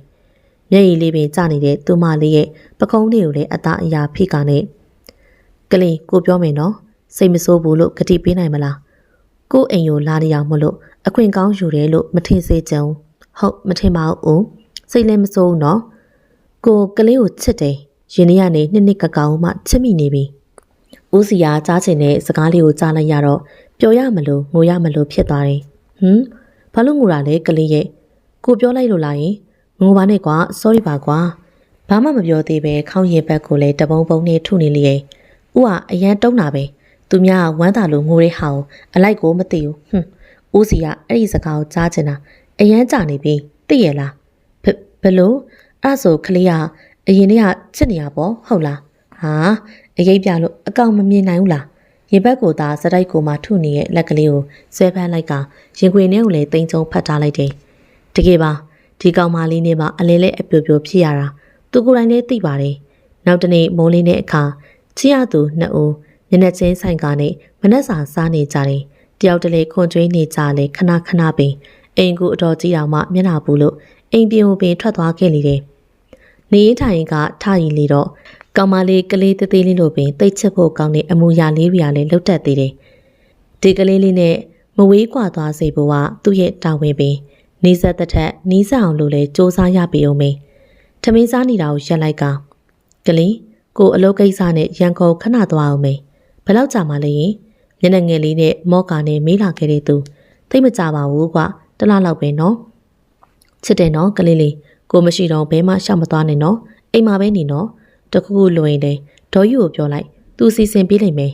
တပွားပွားနဲ့မှာနေတဲ့ဥကိုကြီးကမျက်ရည်လေးပင်ကျလာတယ်ဥရောဂယူးဆိုင်ပြီးတော့သွားနော်ပိုးဆောင်နေမယ်နော်ဒီအိမ်ကြီးမှာပဲဖြစ်နိုင်နေဥနဲ့လိုက်ချင်တယ်ဒါပေမဲ့အလုံးဆိုတော့လေပိုးကဘာမှမလုပ်တတ်တော့ကန်လန်ဖြစ်နေမှာဆိုတယ်ကလေးလေးစိတ်မပူနဲ့နော်အိုးအလုပ်တွေပြီးတာနဲ့ပြန်လာခဲ့မယ်ဒီနေ့တော့တနေ့ကုံတို့ကုံမန်းပင်မသိလောက်လို့အလွမ်းသိမ့်နေကြတယ်ညရောက်တော့အိုးအတွက်အဝတ်အစားတွေတေချာထည့်ပေးနေတယ်အိုးအကုန်ထည့်ပေးပြီးသွားပြီကလေးဒီညအိုးနဲ့အိတ်လို့ရနိုင်မလားဦးရဲ့အမေကိုလည်းကောင်းလေးသာညှိပြလိုက်တယ်ကရင်ပေါ်တော့တက်ကဦးရဲ့ရင်ခွင်လေးတွေကိုဝင်ပြီးတော့အနံမိုးတွေနဲ့အတူတူအိတ်ဆက်လိုက်ကြတယ်ဦးနဲ့အမြဲတမ်းဒီလိုလေးပဲရှိချင်ပါတယ်ဦးသားမဲ့ခီးကိုလည်းစိတ်လေးနေတယ်လို့ခံစားနေရတယ်ခီးလန်းတလျှောက်အစဉ်ပြေပါစေလို့သာဆုတောင်းနေရတယ်ကားလေးကိုဖြည်းဖြည်းလေးစ၍ထွက်ခွာသွားခဲ့တယ်ပိုးကတော့ကားလေးကိုလိုက်ကြည့်ကမျက်ရည်တွေပင်ကျခဲ့တယ်ပိုးရဲ့ဦးလေးကပြန်လာမှာပဲဟာကိုနင်းရလေမငိုပါနဲ့ဦးလေးတယောက်တည်းမှမဟုတ်တာသူတပည့်တိုးခိုင်လေးပါသွားတာပဲလေပိုးတငယ်ချင်းတတ်ထားလေမိုးမလင်းခင်ကတည်းကပိုးစီကိုရောက်နေရင်အေးမာတတ်ထားရဲ့ငိုတော့ပါဘူးနော်ဒါပေမဲ့ငါစိတ်ထဲမှာ တကူကိုဆုံးရှုံးရတယ်လို့ခံစားနေရတယ်တထားရဲ့ရှောက်မတွေးတော့နဲ့ဦးလေးကအလုပ်ကိစ္စသွားတာပြန်လာမှာလာငါတို့ shopping ထွက်ကြမယ်လေကောင်းတာပေါ့အဲ့ဒါဆိုငါအဝေးစားသွားလိုက်လိုက်အောင်မယ်နော်နှစ်ယောက်သားပျော်ပျော်ရွှင်ရွှင်ပဲဆိုင်ထဲမှာလည်းရှောက်လည်နေကြတယ်ညအေးပြတ်တဲ့အရှိန်ကြောင့်လာတော့မသိရုတ်တရက်ကောင်းမှုလာကကားကိုပဲမနေထိန်မောင်းနေရတယ်ကြာလေပုံမူလာလေဖြစ်ကအချိန်ကြီးမဟန်တော့အကြောင်းတိုးခိုင်နဲ့နေရာလဲဖို့ရန်အတွက်ပြောမယ်အလုံးမှာကောင်းမှုလာခဲ့ပြီးတော့ကားမောင်းနေတဲ့အရှိန်ပါပြက်ယွင်းသွားခဲ့တယ်ဟာဆရာရှေ့မှာကလောကကြီးနဲ့အဆက်အသွယ်ပြတ်သွားခဲ့တဲ့သူကပိုးချရတဲ့ဦးခေါင်ပိုးတယောက်တည်းဦးအကြောင်းတွေကိုတွေးကနဲ့ဖျားရေချမ်းလေးကတ်နေရတယ်ရုပ်ကြီးဆိုတယ်လို့ပဲလက်လဲမတုံပါပဲနဲ့ရေချမ်းခွက်ကလေးကပြုတ်ကျသွားတယ်အိမ်ပေါ်ကအတန်ကြား၍အောက်ထက်ကပြေးလာခဲ့တဲ့သူသက်ထားမြင်လိုက်ရတဲ့မြင်ကွင်းကြောင့်လေစိတ်တွေပင်အတိုင်းမသိပူလောင်လာခဲ့ရတယ်ပိုးဘာဖြစ်တာလဲဦးဘာများဖြစ်လို့လဲမသိဘူးပိုးရဲ့ရေချမ်းခွက်လေးကွဲတာပဲဦးလေးနဲ့မဆိုင်ပါဘူးဟာလာထားတော့ဦးလေးဘာမှဖြစ်မှာမဟုတ်ဘူးငိုတော့နဲ့နော်အေကန်ထဲမှာထိုင်ကားနဲ့စိတ်ပြေလက်ပြောက်ဖြစ်စေဖို့ရန်ဟာတာကားကြည့်လိုက်တယ်ရှေးရကုံကားကြီးနဲ့တိုက်မိကခေါင်းတို့ကားလေးကနှစ်ပတ်လောက်လှိမ့်သွားတယ်အရှိန်အယံမပြင်းတာကြောင့်လည်းဘာမှသိပ်ပြီးတော့မဖြစ်လိုက်ပေနောက်မှပါတဲ့သူတိုးခိုင်ကတော့ကြီးမားဘာမှမဖြစ်ပေမဲ့ခေါင်းကတော့မျက်လုံးထဲမှာလည်းမှန်စားတို့ဝင်ကစေးုံရောက်တာနဲ့တတိမလင်လာတော့ပြီတိုးခိုင်တယောက်ပိုးစီကိုဖုန်းဆက်ရင်ကောင်းမလားမကောင်းလားတွေးနေတာလဲကြာပါပြီနောက်ဆုံးမှာတော့ဆက်ဖို့ရန်အတွက်ဆုံးဖြတ်ချက်ချလိုက်တယ်ဖုန်းလေးအတန်ပိတ်ထားကြောင်းခုံပေါ်မှာတူနဲ့မြင်နေတယ်နစ်နှင်းလေးကိုကြည့်လိုက်တဲ့အခါချရပါတော့လူကြီးတဲ့ဦးစီကဖုန်းလာတော့ပြပြရပင်ဖုန်းကိုကောက်ကင်လိုက်တယ်တပတ်မှလည်းကြားနေရတဲ့အတန်ဦးတန်မဟုတ်ပေဟယ်လိုဦးလာရင်ကျွန်တော်တိုးခိုင်ပါဟိုလေကျွန်တော်တို့လမ်းမှာလေကားအစီအတန်ဖြစ်သွားတယ်ဆရာဟာခုထိတတိမလည်လာသေးဘူးရှင်အယုတ်ကျိုးပြတ်သွားသလိုချက်ချင်းပင်ရှော့ရသွားကကျမ်းမြေပေါ်သို့လည်းခွေလေးလဲကျသွားရင်အဲ့ဒီအခိုက်တောင်မြင်လိုက်ရတဲ့ဒေါ်ကြီးနဲ့တထားကလည်းဈေးုံကအမြန်ခေါ်ကနေ2 နာရီလောက်ကြာတော့ခေါင်းတတိလဲလာတယ်တိုးခိုင်ငါဘရောက်နေရလဲမှောင်မဲနေရပဲဆရာရောက်နေရဈေးုံပါဗျမောင်နေတာအခန်းကမဟုတ်ပါဘူးဆရာမျက်လုံးဘာဟုတ်တယ်ဆရာမျက်လုံးကိုမှန်စနေဝင်သွားခဲ့တယ်ကျွန်တော်ပိုးဘက်ကြီးစီကိုလည်းဖုန်းဆက်ထားတယ်ဘာလို့ဆက်တာလဲကွာစိတ်ပူနေမှာပေါ့ဟိုဘက်မှာလည်းတတိမလင်လာသေးတဲ့ပိုးတယောက်ကကြမကြီးကမကောင်းတာတွေကြတော့စုပြုံပြီးတော့ရောက်လာခဲ့တယ်တထားအတွေးတို့နဲ့သိချရတဲ့သူ2ယောက်ပြိုင်တူအက်ဆီဒန့်ဖြစ်ရတယ်တဲ့ရက်ဆက်ပါပဲတွေးနေတာမျက်ရည်တွေကျနေမိပါပဲညနေ9 နာရီထိုးနေပြီပိုးလဲမျက်လုံးလေးကလေးနဲ့နိုးလာခဲ့တယ်ပိုးတတိယပြီလားတငယ်ချင်းနေငါစိတ်ပူလိုက်တာပိုးရဲ့တထားပြောနေရအောင်ပဲစိတ်မဝင်စားပဲစိတ်ထဲမှာလည်းစိုးမိုးနေတာသူ့ရဲ့ဦးပဲခေါင်းကလည်းတတိယလာခဲ့တာနဲ့တောင်ကြီးစိတ်ရုံသာပြန်ပြောင်းခဲ့တယ်ချီရတဲ့ကလေးမလေးကလည်းစိတ်ုံရောက်နေတာမသိပြီပိုးလှဲနေအောင်နော်ထထိုင်မနေနဲ့နော်ငါစားစရာသွားယူပေးမယ်ငိမ့်နေနော်တိုးနဲ့မှားနေရကြောက်လေခေါင်းလေးသာညှိပြလိုက်တယ်ခေါင်းအခန်းကနေပိုးရဲ့အခန်းရဲ့တခန်းကျော်မှာပြီးတထားအပြင်ကိုရောက်တော့ဘေးပတ်ဝန်းကျင်ကိုကြည့်လိုက်ကခေါင်းတပိတ်တိုးခိုင်ကိုတွေ့လိုက်ရတယ်တထားအနားကိုလည်းပြေးသွားကနဲ့အကိုဦးလေးရော့ရင်ဒီမှာလာရင်မင်းနေတာကိုပြန်မဖြေသေးရကြောင်းဒီမှာလာလို့ဟုတ်လားဟုတ်တယ်ဒီခန်းထဲမှာပြောပြရနဲ့တထားအခန်းထဲကိုလည်းဝင်သွားခဲ့တော့မျက်လုံးတစ်ဝိုက်ကိုလည်းပိတ်အဖြူစီးထားတဲ့ဦးလေးဖြစ်တဲ့သူကိုတွေ့လိုက်ရတော့ခြေထောက်တွေပင်ပြော့ခွေသွားတယ်တိုးခိုင်ရလည်းအလိုက်တင်လေးပဲတွဲပေးထားလိုက်တယ်အတန်ကြောင့်ခေါင်းမိန်းနေရကနေထထိုင်ကတိုးခိုင်လားဦးလေးတမိတတ်ထားပါဦးလေးဘလို့ဖြစ်တာလဲရင်မျက်လုံးကရောဘာဖြစ်တာလဲရင်အတန်လေးကကတုံကရင်နဲ့မေးလာခဲ့တဲ့တူမဖြစ်တဲ့သူကြောင့်ဦးလေးဘာမှဖြစ်ပါဘူးကွာဒါနဲ့တူမရောဒီကိုဘလို့ရောက်လာလဲဦးလေးဖြစ်သူမေးကမှတထားပိုးအတွက်စားစရာလာယူပေးတာကိုတတိယကနဲ့အော်ဟုတ်သားပဲပိုးလေစကားတော့မဆုံးလိုက်ခင်မှာပင်ခေါင်းပြရာခက်စွာနဲ့ပြန်မေးလေတယ်ကလေးကဘာဖြစ်တာလဲအခုဘယ်မှာလဲပြောစမ်းပါကွာမြန်ဟိုလေဦးလေးတရင်ကိုကြတော့ပိုးလျှော့ဖြစ်သွားတယ်ဦးလေးဆံဝင်ကပြောတယ်နှလုံးရောဂါဖြစ်တာရဲ့အစားတဲ့တိုးခိုင်ကလေးနဲ့အခန်းတူစီစဉ်ပေးအခုချက်ချင်းဆရာခိုင်းတာနဲ့ချက်ချင်းပေးသူနာပြုတွေကိုလည်းခေါ်ကအခန်းတစ်ခုတည်းကိုလည်းစီစဉ်ပေးလိုက်တယ်ပိုးကတော့ဘေးနားမှာလည်းခတဲ့တစ်ခုလာပို့တာကြောင့်ကြောင်လေးကြည့်နေနောက်မှဝင်လာခဲ့တဲ့သူကတထလက်ကိုတွဲထားပြီးတော့မျက်လုံးမှာလည်း ပတ်တီးတွေနဲ့စီးထားခဲ့တဲ့သူချစ်ရတဲ့လူကြီးဘိုးမျက်လုံးလေးတွေကပြိုးချေကလက်မသွင်းထားတဲ့ဇရက်ကိုချက်ချင်းဖြုတ်ကဦးရှိအောင်လည်းပြေးပြီးတော့ဖတ်ထားလိုက်တယ်။ဦးရဲ့ပို့လေဦးထားခင်မောင်အရန်ကြောက်နေတာသိရလားအရန်လွမ်းနေတာဦးသာတခုဖြစ်သွားရင်ပိုးလေဦးနောက်ကိုလိုက်ခဲ့မှာရင်ဝင်ထဲမှာလည်းရှိုက်ကငိုယိုပြီးတော့တွတ်တွတ်နဲ့ပြောနေတဲ့ကလေးမလေးကိုနှစ်ပူးလေးတို့လည်းနမ်းပြီးကလေးရအခုဦးရှိနေရဲ့လေကွာစကားကိုတစုံမပြောပါဘူးကလေးရဲ့သိလားအခုကနေစပြီးတော့ကလေးအနားမှာပဲဦးနေတော့မယ်နော်ကလေးသာဦးဟာကန်းသွားပြီဆိုပြီးတော့မထားခဲ့ရအောင်နော်ကလေးပေါ်မှာလည်းအတူတူထိုင်ပြီးတော့ဦးရဲ့မျက်လုံးလေးကိုလည်းအသားရထိကအနမ်းလေးတပွင့်ပေးလိုက်တယ်ပိုးဘွားမှာဦးတယောက်တည်းပဲရှိတာမို့လို့ဦးဘေးကဘယ်တော့မှထွက်မသွားဘူးနော်ဦးဘေးမှာပဲအမြဲတမ်းရှိနေမှာဦးဘက်ကသာအနာမရှိစေချင်တော့ဘူးဆိုတဲ့အချိန်ထိပေါ့အတန်လေးတိမ်ဝင်ကားနဲ့ပြောနေရဲ့ကလေးမလေးကိုလည်းရင်ခွင်ထဲကိုမြုပ်နေအောင်လို့ဖတ်ထားလိုက်တယ်ကိုဘွားမှာလည်းကလေးကအရေးကြီးအောင်မလို့တသက်လုံးထာဝရချစ်နေမှာပါကလေးရဲ့ချစ်သူနှစ်ဦးကြည်နူးနေကဘေးနာတိုးခိုင်နဲ့တတ်ထားတို့ပင်မိနေကြနေရဲ့တိုးခိုင်ဆိုသည်မှာလည်းအသက်25နှစ်အရွယ်လူလူတယောက်ဖြစ်က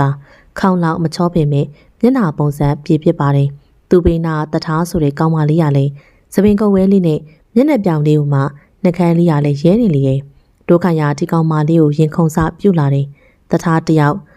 တိုးခိုင်ခဏခဏကြည်ညောင်တတိထားမိကအခန်းပြင်သို့ပင်ထွက်လာရတယ်။အိုးအဲ့ဒီကိုရဲ့အကြည့်ရတက်နေတယ်လို့တော့ခံစားရတယ်။နှလုံးသားလေးကလည်းပန်ရှင်တွေ့တယ်လို့နဲ့ခုံပေါက်နေလေရဲ့။တိုးခိုင်ရလည်းအထဲမှာနေရင်ခွေးစာထပ်ပြီးတော့ကြွေးခံရမှာစိုးတာကြောင့်လေ။မျက်နာပူကနဲ့အပြင်သို့ပင်ထွက်လာခဲ့တယ်။အပြင်ကိုရောက်ပြန်တော့လေဟိုတယောက်ရှိနေရကြောင်းနှလုံးသားကလည်းပြောလိုက်တော့လို့နဲ့တိုက်တွန်းနေတဲ့အအောင်ဖုန်းနံပါတ်လေးတော့ရအောင်လို့တောင်းပါမယ်လို့လည်းဆုံးဖြတ်လိုက်တယ်။စီးုံမှာတပတ်ပင်ကြာပြီးဖြစ်တဲ့ဒီနေ့တော့စေယုံဆင်းရတော့မယ်။အိုးမျက်လုံးကမျက်ကြည်လွှာအစားထိုးကူးသားရမှာလားယင်။ဟုတ်တယ်ကလေးလေးအလူရှင်တော့အခုထိမတွေ့ရသေးဘူး။ဦးကိုပိုးပြုစုမှာမို့လို့ဦးအားမငယ်နဲ့နော်။ပိုးကဦးရဲ့အမြင်အာရုံလေးဖြစ်ပေးမယ်နော်။ပြောရင်းနဲ့ပါးလေးထက်ကိုလည်းအနမ်းလေးတပွင့်ပေးလိုက်တယ်။ခဏကြာတဲ့အခါဈေးလက်မက်ယူကာနဲ့အိမ်တို့ပြန်လာကြတယ်။အိုးတိတ်ဆိတ်နေတဲ့အခန်းလေးအတွင်းမှာစကားပြောလာခဲ့တဲ့သူကပိုးပက်ကြီး။ဗျားကလေးပြောလေပိုးတို့လက်ထက်ရအောင်ခေါင်းတယောက်တွေးဝေးသွားခဲ့တယ်။သူမလေးဘဝရှိရေးအတွက်ဒုက္ခိတတယောက်ကိုတသက်လုံးပြုစုနေရမျိုးတော့မဖြစ်စေချင်။ဦးလက်မခံပြစေနဲ့ကလေးရဲ့အခုချိန်မှာဦးကဒုက္ခိတတယောက်ကလေးအတွက်ဝင်တော့ဝင်ပုံဖြစ်စေချင်ဦးမျက်လုံးတွေပြက်မြည်ရမှလက်ထက်ကြမယ်နော်ကလေး။ဦးစိတ်အားငယ်နေမှာကိုသိပေမဲ့ဦးသဘောအတိုင်းသာလိုက်ရောလိုက်တော်တယ်။သိချစ်တဲ့ဦးရင်ခွင်ထဲမှာလည်းဖတ်တာကနှစ်ယောက်သားမိုးလင်းတဲ့အထီကိုမှမလုံးမရှက်ပဲနဲ့အိပ်ပျော်သွားခဲ့ကြတယ်။ဘေးနားမှာအိမ်မောကျနေတဲ့ဦးကိုလည်းကြေးကပိုမျက်ရည်တွေပင်ကျလာတယ်။နဘိုးလေးကိုလည်းအသာနန်းကနဲ့အောက်ထက်ကိုလည်းဆင်းလာခဲ့လိုက်တယ်။ဦးကြိုက်တဲ့ဟင်းမျိုးစုံနဲ့ချက်ပြုတ်ကအချိန်ကုန်လို့ကုန်မှမသိဖြစ်သွားတယ်။အိမ်ပေါ်ကပစ္စည်းကြတဲ့တွေကိုကြားတဲ့အခါပိုလုံးလက်စအလုပ်ကိုလည်းပြစ်ကနဲ့ပြေးတက်သွားလိမ့်တယ်။အိုးဘာဖြစ်လို့လဲရင်ဘာမှဖြစ်ပါဘူးကလေးရဲ့ကိုရေတော့ချင်လို့ပါ။ဦးဝါသာဘာမှမဖြစ်ဘူးတဲ့အတန်လေးရတိမ်ဝင်လို့အားငယ်နေရအရန်သိတာတဲ့ဦးရဲ့ပို့ကိုခေါ်ပါဆိုနေနောက်ကကြဘာမှကိုယ်တိုင်မလုပ်နဲ့နော်။ဦးမှာပိုးတောင်လုံးရှိတယ်မိနေရလားယင်ဟုတ်ပါပြီကလေးလေးရဲ့နောက်တစ်ခါကျရင်ခေါ်မယ်ဟုတ်ပြီလား။လာဦးမျက်နှာမသိရသေးဘူးမဟုတ်လားပိုးတစ်ပေးမယ်နော်။ကိုယ်တိုင်မျက်နှာအသေးသွားတိုက်လှုပ်ပေးပြီးတဲ့အခါထမင်းစားဖို့ရန်အတွက်အောက်ထက်ကိုလည်းခေါ်သွားခဲ့တယ်။အိုးကောင်းလာရင်ဦးကြိုက်တဲ့ဟင်းတွေချက်ထားပေးတယ်။ကောင်းတာပေါ့ကလေးလေးရဲ့ကလေးချက်သမျှဦးကြိုက်တယ်။ကလေးလေးကိုလည်းကြိုက်တယ်။ပိုးတယောက်မျက်နှာလေးပင်နေရဲကရှက်သွေးတွေဖြားရလေဦးနဲ့တူတူလေကောင်းလေတန့်ရှူဖို့ရန်အတွက်အပြင်ကိုလည်းလမ်းလျှောက်ထွက်ကြတယ်။ဦးအားငယ်စိတ်မရှိအောင်လို့မိမိပြောက်ပြောက်ဖြစ်အောင်လို့ပင်နေရာရီစုံအောင်လို့လည်းရှောက်သွားခဲ့ပြီးတော့ပဝင်းချင်းအကြောင်းတွေလည်းပြောပြပေးတယ်။ရာသီဥတုတွေတရားသီးပြီးတရားသီးပြောင်းလဲခြင်းတွေကလည်းပြောပြပေးတယ်။ဆောင်းရာသီတစ်ခုရဲ့မနက်ခင်းလေးမှာတော့ကံကြမ္မာအလဲအပြောင်းလေးတစ်ခုဖြစ်ပေါ်လာတယ်။အိမ်ရောက်တက်ကဖုံးမြေတန်က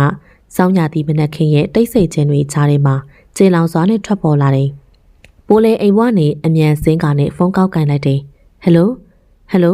ကျွန်တော်ဇင်းဝါဒေါက်တာဟန်မင်းတွေပါခင်ဗျ။ကိုကောင်းအတွက်မျက်ကြည်လွှာအလူရှင်ရပြီလို့လှမ်းပြောတာပါဗျ။ကြာထားရင်အဆင်မပြေအောင်ဖြစ်နိုင်မယ်ဆိုရင်ဒီနေ့ပဲလာပေးပါဗျ။ဟုတ်ကဲ့ပါရှင်အခုလာခဲ့ပါမယ် ဥယေဥယေအိမ်ပေါ်သို့ခုံပေါက်ကနေပြေးတက်သွားလေတယ်အနားကိုရောက်တော့မျက်နှာကိုလေဟိုဘက်လှည့်နှမ်းလိုက်ဒီဘက်လှည့်နှမ်းလိုက်နဲ့အလုရှုပ်နေလေရဲ့ကလေးဘာဖြစ်လာလဲပြောနေကွာဟိဟုတ်သားပဲစေးရုံကဖုန်းဆက်တယ်ဦးအတွက်မျက်ကြည်လွှာရပြီတဲ့အဲ့ဒါဒီနေ့ပဲသွားရမယ်ဦးခေါင်ပြန်မြင်ရတော့မယ်ဆိုတဲ့အတွေးနဲ့ကားခုံလိုက်ချင်မိတယ်ကို့ကလေးရဲ့မျက်နှာကိုတသက်လုံးမမြင်ရတော့ဘူးလို့တွေးထားခဲ့တာအခုတော့ပြန်မြင်ရတော့မယ်ဆိုတော့အတိုင်းမသိအောင်လို့ဝမ်းသာမိတယ်ပျော်ပျော်ရွှင်ရွှင်ပဲစေးရုံတို့ထွက်လာခဲ့ကြတယ်စေးရုံရောက်တဲ့အခါဒေါက်တာကလည်းကျန်းမာရေးအခြေအနေကိုစစ်ဆေးကမျက်ကြည်လွှာအစားထိုးဖို့အတွက်ပြင်ဆင်နေကြတယ်ခွေးစိတ်ခန်းထဲမှာလည်းရောက်နေတဲ့ချီရတဲ့သူလေးအစဉ်ပြေဖို့ရန်အတွက်ဘယ်သူမှလည်းမထွက်လာခဲ့အထိဖျားစာပင်ရွတ်နေကြတယ်ဒီတစ်ခါမှတော့ဘာမှအဖြစ်မခံနိုင်တော့ဘူးမဟုတ်လားအားလုံးလည်းအစဉ်ပြေပါစေလို့ဆုတောင်းရင်းနဲ့ခွေးစိတ်ခန်းကိုပင်ကြည့်နေမိတယ်9 နာရီလောက်ကြာတော့ခွေးစိတ်ခန်းထဲမှာဆရာဝန်တယောက်ထွက်လာတယ်ပိုးလဲပြပြတလဲထပြီးတော့အကျိုးအကြောင်းမေးရတယ်ဒေါက်တာဦးခွေးစိတ်တာအားလုံးအစဉ်ပြေလာရင်ဟုတ်ကဲ့အားလုံးအစဉ်ပြေပါတယ်ခမမျက်ကြည်လွှာအစားထိုးရလဲအောင်မြင်ပါတယ်အတိုင်းမသိအောင်လို့ပင်ပျော်ရွှင်ရပါတယ်ဒီလူကြီးကိုအသေးနေအောင်လို့ချစ်တယ်ဦးကိုစားစရာလေးပဲယူလာပေးပြီးတော့နေတိုင်းနဲ့စကားတွေပြောပြကြတယ်ဦးကြိုက်တဲ့ဟင်းတွေကိုလည်းချက်ကျွေးပါတယ်မျက်လုံးပတ်တီးဖြေဖို့ရန်နေ့ကိုပင်ရောက်လာခဲ့တယ်ဆရာဝန်တယောက်အခန်းထဲကိုဝင်လာကပတ်တီးဖြေဖို့ရန်အတွက်လိုအပ်တဲ့ပစ္စည်းတွေကိုလည်းသူနာပြုတယောက်ကသယ်လာခဲ့တယ်ကိုခေါင်ဖြည်းဖြည်းဖွင့်ပါဗျဖြည်းဖြည်းချင်းကြည့်ပတ်တီးဖြေပြီးတဲ့အခါခေါင်းကဆရာဝန်ပြောတဲ့အတိုင်းပဲဖြည်းဖြည်းချင်းစီဖွင့်ကြည့်လိုက်တယ်ပထမအဆုံးမြင်လိုက်ရတာတော့သူကြည့်ရတဲ့ကလေးမလေးပြုံးရွှင်နေတဲ့မျက်နှာလေးမမြင်ရတော့မှအတော်လေးကိုမှကြားခဲ့ပြီပထမအဆုံးကြည့်ရတဲ့သူကောင်းမလေးရဲ့နန်စားလေးကိုခေါ်ကနေကလေးလေးကိုယ့်ရဲ့ကလေးလေးလာပါအောင်ကွာဦးမြင်ပြီပေါ့နော်ပိုးအရန်ပြောတာပဲသိလားဦးရဲ့အကြည့်တွေကိုလေလွမ်းနေခဲ့တာပြောရင်းနဲ့ပင်ရင်ခွင်ထဲမှာလည်းမျက်နှာလေးအက်ကလည်းတရှုံရှုံနဲ့ငိုနေလေတယ်ရင်ခွင်ထဲမှာလည်းတင်းကျပ်စွာနဲ့ဖတ်ထားကနှစ်ပူးလေးကိုလည်းကျင်နာစွာနဲ့အနမ်းပေးလိုက်တယ်မငိုပါနဲ့ကလေးလေးရဲ့ကိုပြန်မြင်ရပြီပဲကိုကလေးလေးနဲ့အတူတူဖြတ်တန်းလို့ရပြီနော်မငိုတော့နဲ့နော်အရန်ချစ်တယ်ကလေးလေးရဲ့ကိုလေးကလေးလေးရဲ့ချစ်စရာကောင်းတဲ့ဒီမျက်နှာလေးကိုတိတ်လွမ်းနေခဲ့တာကွာဒေါက်တာတော့အပြင်ကိုလည်းပြန်ထွက်သွားခဲ့ပြီးအခန်းထဲမှာလည်းချရတဲ့သူ2 ဦးကတော့အနမ်းမိုးတို့ဖြင့်ချစ်ရီထုံလွမ်းနေကြလျက်အိမ်တို့ပင်ပြောက်တော့ခေါင်အလုပ်တွေကိုလည်းပြန်ပြီးတော့ဦးစီးဖို့ရန်အတွက်တိုးခိုင်နဲ့တိုင်မရလေတယ်သူမရှိတဲ့အတော်အတွင်းမှာလည်းခြံဘက်ကထွက်နှုံးတွေကရော့ကုန်ကြတယ်တိုးခိုင်ကိုလည်းလိုအပ်တာတွေတေချာလှုပ်ခိုင်းလိုက်တယ်ကလေးလေးကိုတို့လက်ထပ်ကြရအောင်အခန်းလေးထဲဝယ်ချရတဲ့သူလေးကိုလည်းရင်ခွေထဲမှာပွေဖက်ထားပြီးတကယ်ပြောနေရလားယင်ဦးတကယ်ပေါ့ကလေးလေးရဲ့ကိုတို့တပတ်အတွင်းလက်ထပ်ကြမယ်ပြီးရင်ကန်းချေကိုဟန်နီမူးထွက်ကြမယ်ကလေးသဘောကျလားပိုးအယောင်မှာပြောတာပဲဦးရဲ့ဦးကိုတိတ်ချစ်တယ်နော်ဖွယ်ဖွယ်နဲ့စကားလေးတွေနဲ့ဒီညလေးကတော့တခန်းလုံးမှာလဲချစ်ရီထုံလွမ်းနဲ့ညာလေးတညဖြစ်ခဲ့လေတယ်ညတာလည်းဒီနေ့မှပဲပို့ပြီးတော့ကြားသလိုပင်လက်ထပ်ပွဲလုပ်ဖို့အတွက်လူတိုင်းပင်ရောက်ရက်ခတ်နေကြတယ်တတ်ထားဆိုသည်မှလည်းကိုတိုးကင်နဲ့ချစ်စကားလေးတွေပြောရင်းနဲ့လုပ်ကိုပေးနေကြလေရင်ပိုးကတော့အခန်းထဲမှာပင်မင်္ဂလာဆောင်ပြီးကန်းချီကိုလည်းချက်ချင်းသွားမှဖြစ်တာကြောင့်အဝတ်အစားတွေပင်တေချာရွေးပြီးတော့ထည့်နေရင်မိုးလေးမိုးချုပ်တကုတ်ကုတ်နဲ့လောက်ကင်နေရတာကိုပိုးကြိတ်ကနဲ့ပီတိတွေဝေဖြားနေရင်မင်္ဂလာဆောင်နဲ့ခြံဝင်းထဲမှာပဲလှုပ်ချင်တယ်လို့ဦးကိုလည်းပြောထားခဲ့လို့ခြံထဲမှာပင်စောင့်နေသေးတယ်မတ်တက်ရဲ့အယောင်ကတော့ပိုးကြိုက်တဲ့အနီရောင်လေးတိုင်မာပတ်ထားတဲ့အနီရောင်ပိတ်ကလေးတွေကလည်းလင်းဝေးလိုက်တဲ့အခါမှာတော့တလွင်းလွင်းနဲ့မောင်ခေါင်မက်ပိုးပကြီးဆိုတဲ့နာမည်စာတန်းတွေကလည်းအနီရောင်ပေါ်မှာငွေမုံလေးတွေကတ်ထားတယ်မန်တက်တရားပန်းပွင့်လေးတွေကအစအနီရောင်လေးတွေပဲဖြစ်တယ်ကြီးကြီးကျယ်ကျယ်ကြီးမဟုတ်ပေမဲ့အဆဆအရာရာပြည့်စုံလုံးနဲ့မန်တက်လေးပင်ပိုးတော်မနှက်ပြန်အတွက်မျက်ကွင်းမညိုစေဖို့ရန်အစော်ကြီးအိမ်မဲလို့ဆိုပေမဲ့မနက်ကလေးကသူ့ရဲ့ချီရတဲ့သူကြီးကိုလည်းမတွေ့ရသေးပေဖိတ်စာတွေလိုက်ကန်းနေရဲ့ထဲမှာရဲ့ည9 နာရီပင်ထိုးနေပြီဖြစ်တော့လေပိုးအိမ်မပြောနိုင်သေးပေအတွင်းလေးကတလွင်လွင်နဲ့ချီရတဲ့သူကြီးကိုလည်းစောင့်နေသေးတယ်ဖုန်းမစည်းဝင်တန်းကြားတာကြောင့်ဖုန်းကိုလည်းယူကြည့်လိုက်ရတခြားမဟုတ်ပေသူ့ရဲ့ဦးပင်ကလေးလေးကိုညစ်နေမယ်နော်တငယ်ချင်းတွေကဘီယာအတင်းတိုက်ခိုင်းနေလို့ခွင့်လို့နော်ချစ်တယ်ကလေးလေးအိတ်တော်နော်ကိုအစောပြန်လာခဲ့မယ်အဲ့ဒီစာနဲ့တူတူမွမ်းမွားဆိုပြီးတော့လဲပို့လာခဲ့သေးတယ်တကယ်ကိုကလေးဆန်နဲ့ဥပါပဲပိုးမဆောင်နေတော့ဘဲနဲ့အိတ်ပျော်အောင်လို့ပင်အိတ်လိုက်ပါရယ် သူနဲ့ဦးရဲ့မင်္ဂလာပွဲဆိုတာကိုစိတ်ကသိနေတဲ့အတွက်ကြောင့်လည်းအစောပင်နိုးလာခဲ့ပြန်တယ်။ဦးကတော့ပိုးရဲ့ကိုယ်လုံးလေးကိုတင်းကျပ်စွာနဲ့ဖတ်ထားပြီးအိမ်မောကျနေရဲ့။နာနာလေးကိုလည်းကက်ကနဲ့တူတူလေး။ဦးထတော့လေဒီနေ့ဘာနေလဲမေ့နေပြီလားယင်။ပါးလေးကိုလည်းရှုပ်ခနဲ့အတန်မြောင်းလို့နမ်းလိုက်လေတော့ဦးကပိုးရဲ့လက်ကလေးကိုလည်းစုပ်ကိုင်းလိုက်တယ်။ကလေးလေးဦးစိတ်ကိုလာဆွနေရလားကွ။ညမရောက်သေးဘူးနော်ငိမ့်ငိမ့်နေပိုးမျက်နှာလေးကနေရဲလာတယ်။ဦးနော်ဘာကြီးလာပြောနေရလဲရှက်စရာကြီးကိုမျက်နှာလေးကိုလည်းလက်သေးသေးနဲ့အုတ်ကနဲ့တခိခင်းနဲ့ရှင်နေလေ။အပြင်မှာတကားခောက်တန်ကြောင့်ခေါင်ထကနဲ့တကားဖွင့်လိုက်တယ်။သူတို့သမီးမိတ်ကပ်ပြင်ချိန်ရောက်ပြီလေ။ဦးလေးလည်းနည်းနည်းလိမ့်ရမှာခေါင်အထဲသို့လည်းပြန်ဝင်လာခဲ့ပြီးတော့ကလေးလေးကိုတို့မိတ်ကပ်ပြင်ရတော့မဲတဲ့။ပြောရင်းကပင်မျက်နှာလည်းရှုံမဲ့နေရကြောင်းမရီမိအောင်လို့လည်းထိန်းထားလိုက်တယ်။ဦးကတိတ်ရီရတာပဲ။မလိမ့်ကျင်တိုင်းစူပုတ်နေရပဲ။စကားပြောရင်းကပင်ပါလာဖိတဲ့ကလေးမကြောင့်လေရင်ကုန်တန်တို့ကထိမရဖြစ်လာတယ်။ခေါင်ချင်းမီသူမလေးအပေါ်ကနေအုံမိုးကရီဝင်ရဲ့အကျိတ်တို့နဲ့နှက်ခမ်းတက်နေရောဦးနော်အဲ့ရှာကြီးပြန်ရုပ်ဖဲဖဲမိတ်ကလေးရတော့မယ်။ခေါင်းကိုတွန်းကနေအပြင်သို့လည်းပြေးထွက်သွားလေတဲ့ကောင်မလေးကိုကြည့်ကအကန်ထဲမှာလည်းတဟာဟာနဲ့ရှိရင်ကြံနေခဲ့လေတယ်။အလုံးအစင်သေးဖြစ်တော့သူတို့သားဖြစ်တဲ့သူကအောက်ထက်လှေကားနားမှာလည်းစောင့်နေရဲ့။ကဲသူတို့သမီးလေးရင်ပြီးရင်လည်းထွက်ခဲ့တော့ကွသူတို့သားဖြစ်တဲ့သူကတော့ပြည့်စိတ်ကြိုက်တယ်လို့မျိုးတရွရွနဲ့ဖြစ်နေပြီးတော့ရေဦးရဲ့မိမိကအော်ပြီးတော့ပြောလာကတပွဲလုံးနဲ့တဟာဟာနဲ့ရီမောကြတယ်ဦးကတော့မျက်နှာကြီးရလဲရဲလို့လေပင်ကြီးကိုလည်းပုတ်တက်နေလေရဲ့ခေါင်းကတော့ပစိုးနီညိုလေးနဲ့လိုက်ဖက်စွာနဲ့ဝစ်ထားလေရဲ့ပိုးလေးကမြမဆန်ဆန်ရိုးရိုးလေးစောင့်ကျင်တယ်လို့ဆိုတာကြောင့်ကြက်တရေရှိနေရလေရဲ့အိမ်ပေါ်တက်ကသူတို့သမီးလေးကလည်းဆင်းလာခဲ့ပြီးအနီရောင်စာဝမ်းဆက်ကလေးနဲ့ဘဲဘက်လက်မောင်းဘေးနားမှာလည်းအနီရောင်ပေါ်ဝါလေးကိုဖြန့်ချထားတယ်။ထမိန်လေးမှာလည်းစောင်းနီလေးစီချဲထားတယ်။သူမလေးရဲ့စပင်းတွေကတူရာကြောင့်စတုံးလေးတသက်ရဲနဲ့ထုံးပြီးတော့ဘေးနားမှာလည်းစမိတ်အရှိကြီးကိုလည်းချထားတယ်။စတုံးမှာလည်းပန်းခတ်အနီရောင်လေးတွေနဲ့အယောင်မှာလှပနေရဲ့။ဟဲ့သားကောင်သူတို့သမီးလက်ကိုတွဲလိုက်လေ။ငင်းမိတာတတိလက်လွတ်ဖြစ်သွားခဲ့ရတယ်။မိမိခေါ်မှပဲတတိဝင်ကနဲ့ပြုံးစီစီနဲ့ဘေးနားကောင်မလေးကိုလည်းတစိမ့်စိမ့်နဲ့သာကြည့်နေမိရဲ့။သူမလေးကိုပိုင်ဆိုင်ရမယ်ဆိုတဲ့အတွေ့အဘာနေမှမတူနိုင်အောင်ပင်ကဘာပေါ်မှာအပျော်ဆုံးယောက်ျားကိုပြောပါဆိုရင်ကျွန်တော်ပါလို့អော်ရလိမ့်မယ်။ဇနီးမောင်နှံနှစ်ဦးအပြန်လန်လက်စွပ်လေးကိုဝှက်ပြီးတော့လက်တက်စာကျုံးမှလည်းအပြန်လန်လက်မှတ်လေးတွေထိုးကြတယ်။သိပ်ပျော်စရာကောင်းတဲ့အချိန်လေးသူမရဲ့မျက်နှာလေးကအကြည့်မခွာနိုင်အောင်လို့ဖြစ်နေရဲ့။ညကြတော့လေပါတီရှိနေတဲ့အကြောင်းအိမ်ဝိုင်းထဲကလူတွေရုပ်ရုပ်သေးသေးနဲ့ကခုံနေကြတဲ့သူတွေစားတောက်နေကြတဲ့သူတွေနဲ့သိပ်ပျော်စရာကောင်းလာပါတယ်။ကလေးလေးပင်ပန်းနေပြီလားပင်ပန်းတာပေါ့လို့တကူလုံးနဲ့ကြိုက်ခဲနေရပဲလာကိုတို့သွားနာကြမယ်လေပြီးရင်သူတို့ဘာသာပြန်လိုက်မယ်မိမိကိုပြောခဲ့လိုက်မယ်ကလေးအခန်းထဲမှာသွားနာတော့နော်ဟုတ်ကဲ့ဦးအခန်းထဲမှာလည်းအဝတ်အစားတွေပဲမလဲတော့ပဲကလေးပေါ်မှာကွေးကွေးလေးအိတ်နေလေရဲ့အနားကိုသွားကနဲ့ပူတူလေးရေမချိုးတော့ဘူးလားကွပြီးရင်အလုပ်ရှိသေးရဲ့မဟုတ်လားမအိတ်သေးတဲ့သူမလေးကတော့နရွက်လေးတွေကပဲနီးနေရဲ့ဦးနော်ပင်ပန်းနေပါတယ်ဆိုဘာအလုံးမှမရှိတော့ပဲနဲ့နောက်နေ့မှပဲရှိတော့နော်ဦးကလိမ့်ပါတယ်ပိုးအရန်ပင်ပန်းနေလို့ပါနော်လို့ညနေငယ်လေးနဲ့ချွဲတည်တဲ့ကလေးမလေးကြောင့်သူလည်းရေမချိုးတော့ပဲပူတူလေးကိုရင်ခွင်ထဲမှာထည့်ခါနဲ့အိတ်လိုက်ပါရင်ကလေးလေးထတော့လေကိုတို့ဟန်နီမွန်သွားအောင်ပဲလေပူတူလေးရေညာဘာမှလည်းမပါပဲနဲ့အိတ်ပုတ်နေရကြည်စမ်းနာနာကိုလည်းကပ်ပြောနေတဲ့ဦးကြောင့်အိတ်ချအောင်စောင်းနေလည်းမရတော့ပဲဒီထက်ကြာသွားရင်မတွေးဝင်းစရာတွေဖြစ်လာတော့မယ်ဦးကလေကွာပိုးအိတ်နေတဲ့ဟောင်းဘေးနာကနေတိုးတိုးနဲ့ဘာလာပြောနေမှမသိဘူးသွားအမေဒီကလေးမသိရတဲ့နဲ့မထတော့ပိုးပြီးတော့အပြစ်ပေးချင်သွားပြီကွာပြောရင်းဆိုရင်လည်းအနမ်းမိုးတွေရွာချကပိုးရဲ့ကိုလုံးလေးကိုလည်းကြည့်ပြီးတော့နှကန်းတသက်တန်နဲ့လုံနေလေရဲ့ပိုးရှက်စိတ်လေးတွေတပွားပွားနဲ့ဖြစ်ကဦးရဲ့ရင်ဘက်ကြီးကိုလည်းတပုံပုံနဲ့ထုပြစ်လိုက်တော့တယ်ဟာ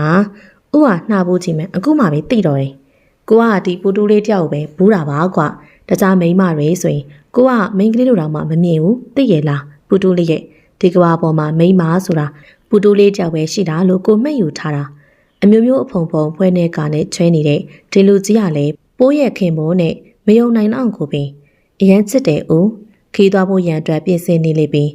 ရေမိုးချိုးကနဲ့အားလုံးပြင်ဆင်ပြီးတဲ့အခါကားလေးနဲ့စတင်ပြီးတော့ထွက်ခွာကြလေရဲ့ကားရီယာထွက်လိုက်တာနဲ့ကန်းချီဆိုသည့်အတိုင်းလေးရလေတဝီဝီနဲ့ကြော်ရဲမှလည်းစိတ်နေအောင်လို့တစ်ချက်အေးသေးတယ်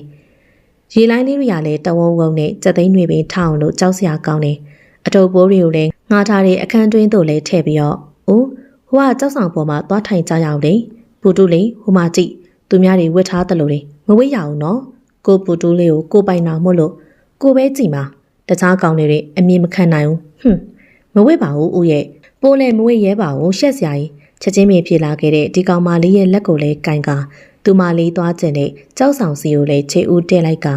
ကကြောက်ဆောင်ပေါ်သို့လည်းရောက်တော့ခေါင်ကအရင်ထိုင်လိုက်ပြီးတော့ပိုးကိုလည်းရခွေထဲမှာထိုင်ခိုင်းလိုက်ကဖတ်ထားလိုက်တယ်။ဦးဗျာပူတူလေး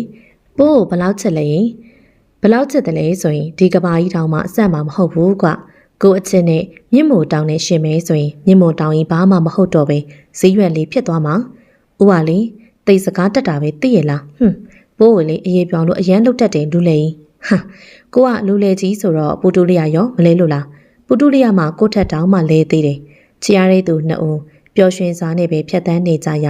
ာပြန်ကန်ဒီတရက်အလုံးကံကြမ္မာဆိုးကလည်းစတင်ဝင်လာပါတယ်။ဦးဟိုးကကျုံးလေးကိုလိုက်ဖို့ပါလား။ကလေးရလဲကွာဆက်လေစီးရတာအနည်းများတယ်မသွားကြမှာနဲ့ကွာနော်။ဦးကလည်းလိုက်ဖို့ပါလို့ဆိုနော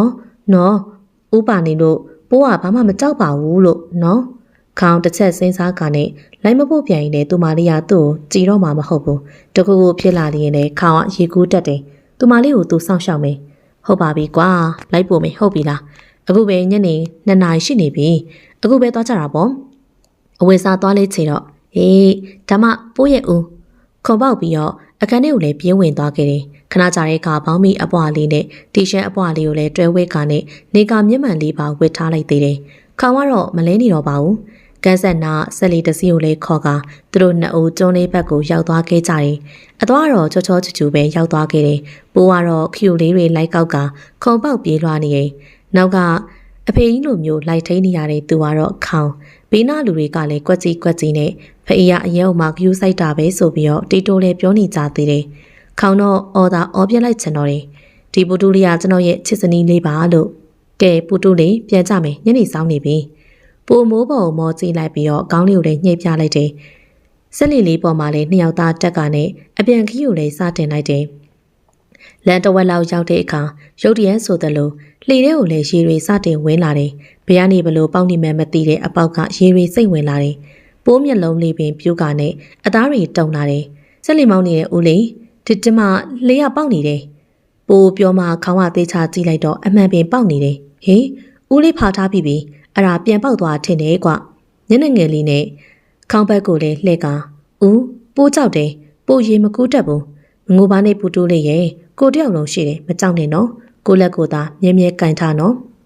ရေရလေတစိမ့်စိမ့်နဲ့လေပင်မြုပ်ချင်လာပြီးဘေးနာလေတွေကလည်းဝိတ်အဲ့လေကခုံချလိုက်ဒီဘက်ကိုကူးလာခဲ့သူတို့ပြောတဲ့အတိုင်းပဲကြောက်နေတဲ့ကလေးမကိုလည်းခါကိုဖက်ခိုင်းထားကခုံချခိုင်းလိုက်တယ်ပိုးကြောက်တယ်ဦးကြောက်တယ်လို့ပြောပြီးတော့ခါကိုလည်းခြေခွာလိုက်ကလေပင်ကိုလည်းတင်းနေအောင်လို့ဖတ်ထားလိုက်ရင်တစ်ဖက်လေနာတီရအောင်လို့လည်းကူးသွားလိုက်ကလေပေါ်မှာရှိတဲ့သူတွေကလည်းဆွဲတင်ပေးကြတယ်အပေါ်ရောက်တဲ့အထိသူမလေးကလည်းအကြောက်လွန်ကတရင်အင်းနဲ့ငိုနေသေးတယ်ကုန်းပေါ်ကိုရောက်တော့တင်းနေအောင်လို့ဖတ်ထားလက်ကလေးတွေပြေးကျသွားတယ်ခေါင်လဲပြန်သွားကြရတယ်ပူတူလေးအကြောက်လွန်ပြီးတော့သူမလေးမေ့နေပြီဆရာဝန်ပြောတော့နှလုံးရောဂါအစားတွေဦးလေးတူမပြောတာကိုလည်းပြန်ကြားအောင်လာကချက်ချင်းပင်ဒီမှာရှိတဲ့ဆရာဝန်ကိုခေါ်လိုက်တယ်သူမလေးကတော့ညတကောင်အထိတ်မနိုးသေးပင်နိုးလာရင်စားဖို့အတွက်မုံလေးတွေလည်းကြိုပြီးတော့ဝဲထားတယ်ဦးပိုးကြောက်တယ်လို့ရှိုက်တန်လေးစား၍ထွက်လာခဲ့တယ်မျက်ရည်လေးတွေကလည်းဆိုးရွှေ့လို့သူမလေးဘလောက်တောင်မှကြောက်နေလိုက်မလဲခေါင်သူ့ရဲ့ပူတူးလေးကိုလည်းကြိတ်ကနဲ့အယမ်းပင်တနာသွားတယ်နောက်ဘယ်တော့မှကန်းချီကိုမလာတော့ဘူးလို့လည်းဆုံးဖြတ်ချက်ချလိုက်တယ်ရှိုင်းနေတဲ့သူမလေးကိုလည်းရင်ခွင်ထဲကိုထည့်ကအိပ်ပျော်သွားနေတယ်ပူတူးလေးထတော့ကိုတို့ပြန်ကြမယ်လှလှရွရွနဲ့အင်းအဲဆိုပြီးတော့ငုတ်တုံလေးထားတိုင်းကခေါင်းရဲ့ရင်ခွင်ထဲမှာလည်းခေါင်းလေးတိုးဝေးကကက်ရစ်ကျွဲနေလေ